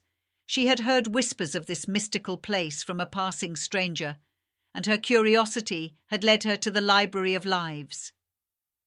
Amelia's book was unremarkable in its appearance, but when she opened it, the words danced before her eyes, recounting the moments of her past and the possibilities of her future. As she flipped through the pages, her heart soared and sank with each turn. She saw the highs and lows of her life, the joy and heartbreak. But what truly struck her was the choice she had to make, a pivotal decision that would determine the trajectory of her life. The weight of her own potential destiny pressed upon her, but Amelia knew the gift of knowing came with great responsibility. Ilara watched as Amelia wrestled with her book, her brow furrowed in contemplation. She approached her and said, "Your life is a story waiting to be written. You hold the pen and the pages are blank. The past has been written, but the future is yours to shape."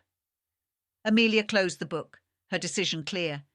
With a sense of newfound purpose, she left the Library of Lives, leaving her book behind for the next seeker. She knew that her future would be built upon her choices and the path she chose to tread. The Library of Lives continued to exist in its quiet corner of the world, a beacon of hope, a reservoir of inspiration, and a reminder to all who crossed its threshold that the story of one's life was not a fixed narrative, but an ever-evolving tale, written with each passing day and every decision made. Ilara, the librarian, knew that the books would be a source of guidance and wisdom for generations to come, a testament to the infinite possibilities that lay before each person, waiting to be explored and written.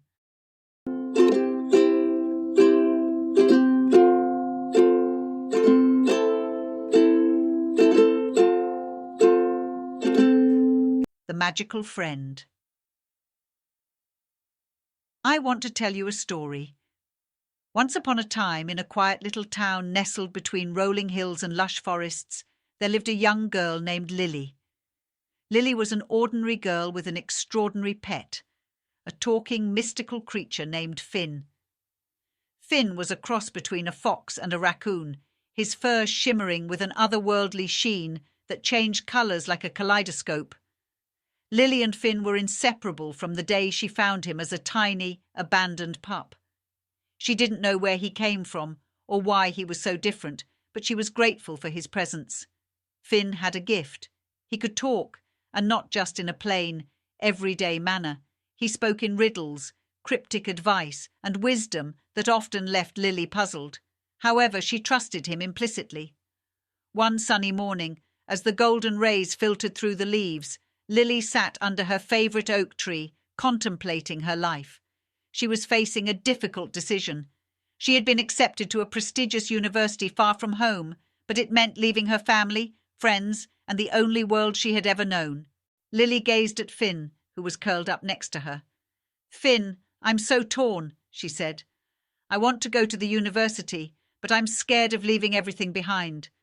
What should I do?" Finn blinked his emerald eyes and with a wry smile said, "In the forest a river flows, but its waters never cease.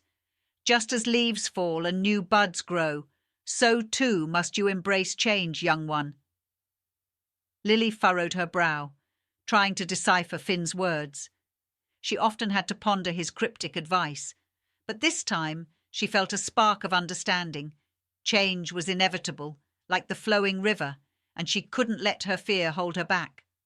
With newfound determination, Lily packed her bags and headed to the university. It was a challenging journey, but Finn was always by her side, offering his enigmatic guidance when she needed it most. At the university, Lily faced academic challenges, social dilemmas, and moments of doubt. But each time, Finn whispered his cryptic advice, which helped her see solutions she wouldn't have noticed otherwise. As the years passed, Lily flourished. She made friends from all over the world, excelled in her studies, and even discovered a passion for environmental conservation. All the while, Finn watched her grow with pride.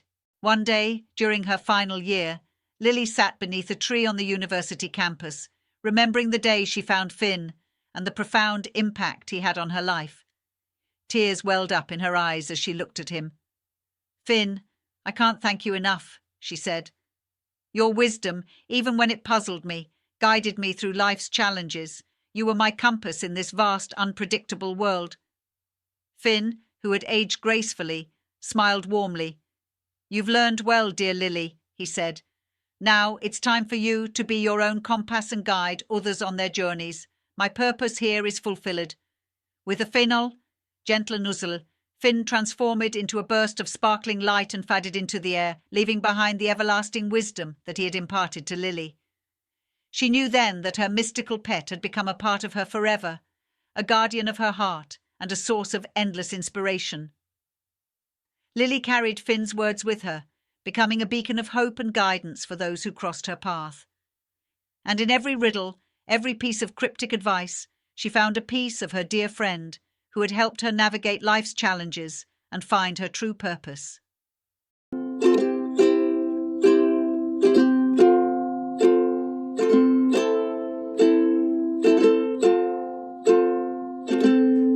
The Cursed Heirloom. I want to tell you a story. In the heart of a picturesque small town nestled among the rolling hills, there stood a grand old mansion known as Waverley House. It was a place where whispers of the past echoed through its dimly lit halls and where generations of a once prominent family had lived and loved. However, the Waverleys were known not for their wealth or charm, but for a cursed family heirloom that had plagued them for centuries. The Cursed Heirloom was a portrait of a mysterious woman named Elderwood Waverley. She was said to be the black sheep of the family, an enigmatic figure who had brought disgrace and tragedy upon her kin. Elderwood's piercing eyes seemed to follow you, and her Mona Lisa-like smile hinted at secrets unknown. The curse had taken root long ago, when Elderwood's reckless behaviour led to the downfall of the family's fortune. Her wild affairs and extravagant lifestyle had drained the Waverley coffers, leaving them in financial ruin. As the years passed, her malevolent influence seemed to transcend the confines of the portrait, wreaking havoc on the lives of her descendants. The first to fall victim was the eldest Waverley son, Geoffrey. He fell in love with a beautiful woman named Isabella, but the relationship ended in heartbreak when she mysteriously vanished. Some said they heard her weeping in the corridors of Waverley House, as if she were trapped there for all eternity. The curse's grip tightened on each generation. Marriages crumbled, fortunes evaporated, and health deteriorated. No Waverley ever lived a life free of misfortune, and it was said that Elderwood's portrait grew darker and more malevolent with each passing year. Meredith Waverley, the last living descendant of the once proud family, was determined to break the curse that had plagued her family for centuries. She had spent years researching Elderwood's life and her own family history, trying to uncover the source of the curse. One rainy evening, Meredith ventured into the dusty, dimly lit attic of Waverley House. She stumbled upon an old diary belonging to Elderwood herself. In its pages, she discovered a heartbreaking story of a woman who had been forced into a loveless marriage, and the portrait painted to capture her inner turmoil. Meredith realized that the key to breaking the curse was not through anger or defiance, but through understanding and forgiveness. She held the diary in her hands, tears streaming down her face, and whispered a heartfelt apology to Elowyn for all the pain and suffering the curse had caused. In that moment, something remarkable happened. The portrait of Elowyn Waverley began to transform. Her eyes lost their icy glare, and her smile became warm and inviting. Meredith felt a sudden wave of relief wash over her, as if a heavy burden had been lifted. Over the next few years, Waverley House underwent a profound transformation. The curse lifted, and the Waverleys found happiness, love, and prosperity once again. The family portrait of Elowyn Waverley, now free of its malevolence, became a symbol of hope rather than misfortune. And so, the cursed family heirloom that had haunted the Waverleys for generations was finally put to rest, its power broken by an act of compassion and understanding. The mansion echoed with laughter once more, and the legacy of the Waverleys was no longer one of misfortune, but of resilience, forgiveness, and redemption.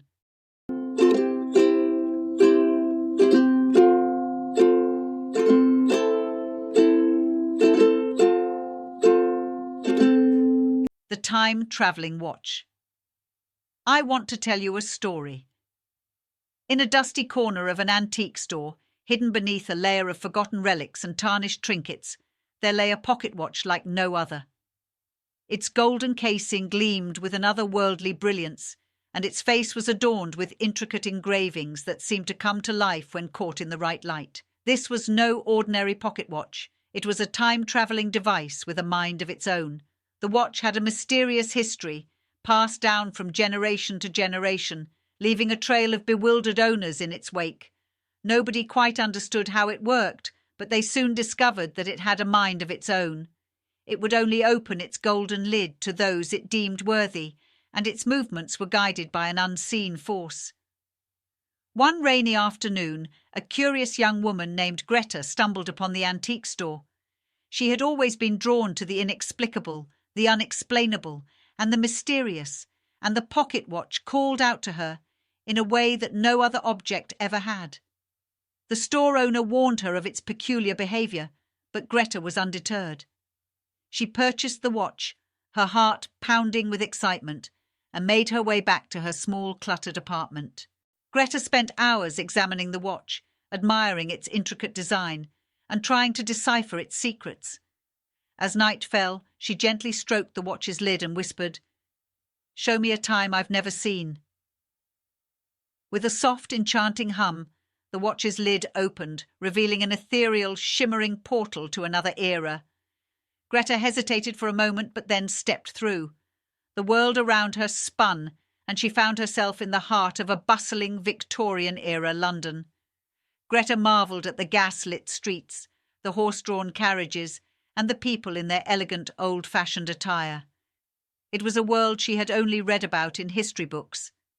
The pocket watch had granted her a gift beyond her wildest dreams: time travel. Over the coming weeks, Greta used the watch to explore various points in history. She witnessed the signing of the Declaration of Independence, the construction of the Great Wall of China, and the first moon landing. But the pocket watch's motives were as enigmatic as its abilities. It whisked her away to historical events without warning, sometimes leaving her in dangerous situations. It seemed as if the watch had a mind of its own, and it revelled in taking her on unexpected adventures. Despite the risks, Greta couldn't resist the allure of time travel. One fateful day, the pocket watch transported her to an ancient Mayan temple, where she stumbled upon a hidden chamber. Inside, she found a tablet covered in inscriptions that held the key to controlling the watch's movements. It was a code to unlock the watch's full potential. With newfound knowledge, Greta could now harness the watch's power and decide where and when she wanted to go. She used it to right historical wrongs, witness pivotal moments, and even help those in need. The watch, it seemed, had found its true keeper. As time passed, Greta's adventures with the pocket watch became legendary. Her name was whispered through the annals of history as the intrepid traveller who harnessed the power of a time-travelling pocket watch.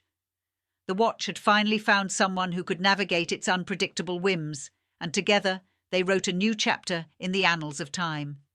In the end, the watch had not only a mind of its own, but also a heart, one that beat in harmony with Greta's, and they shared a timeless bond that would endure through the ages.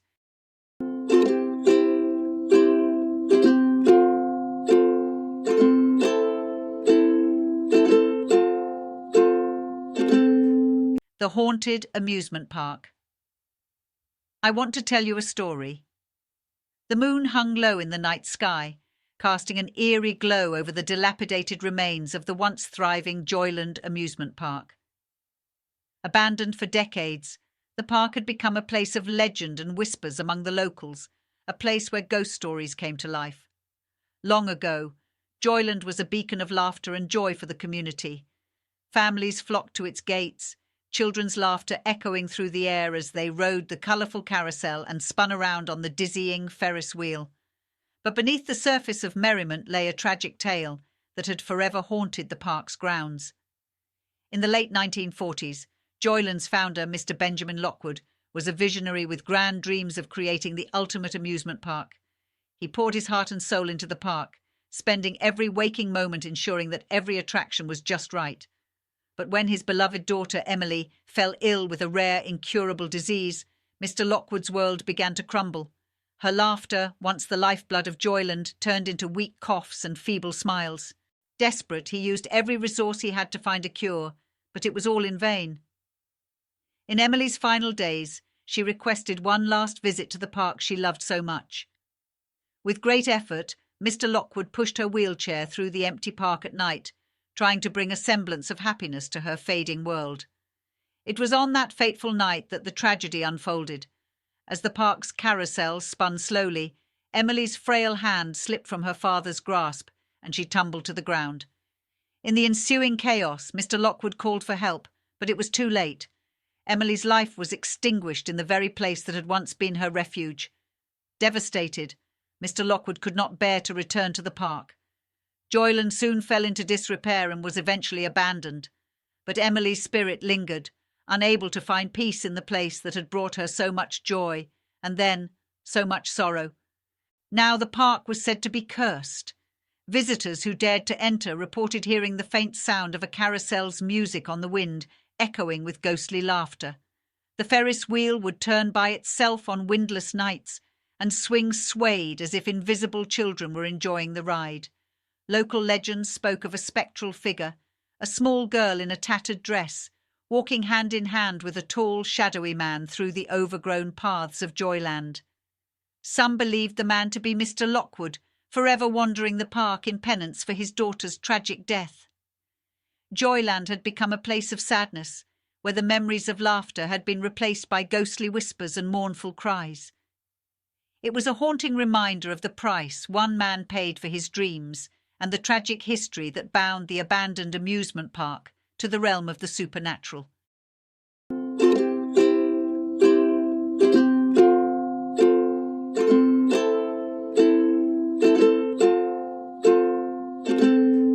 The Girl Who Spoke to Spirits. I want to tell you a story. In a quaint, remote village nestled at the base of towering ancient mountains lived a girl named Wanda.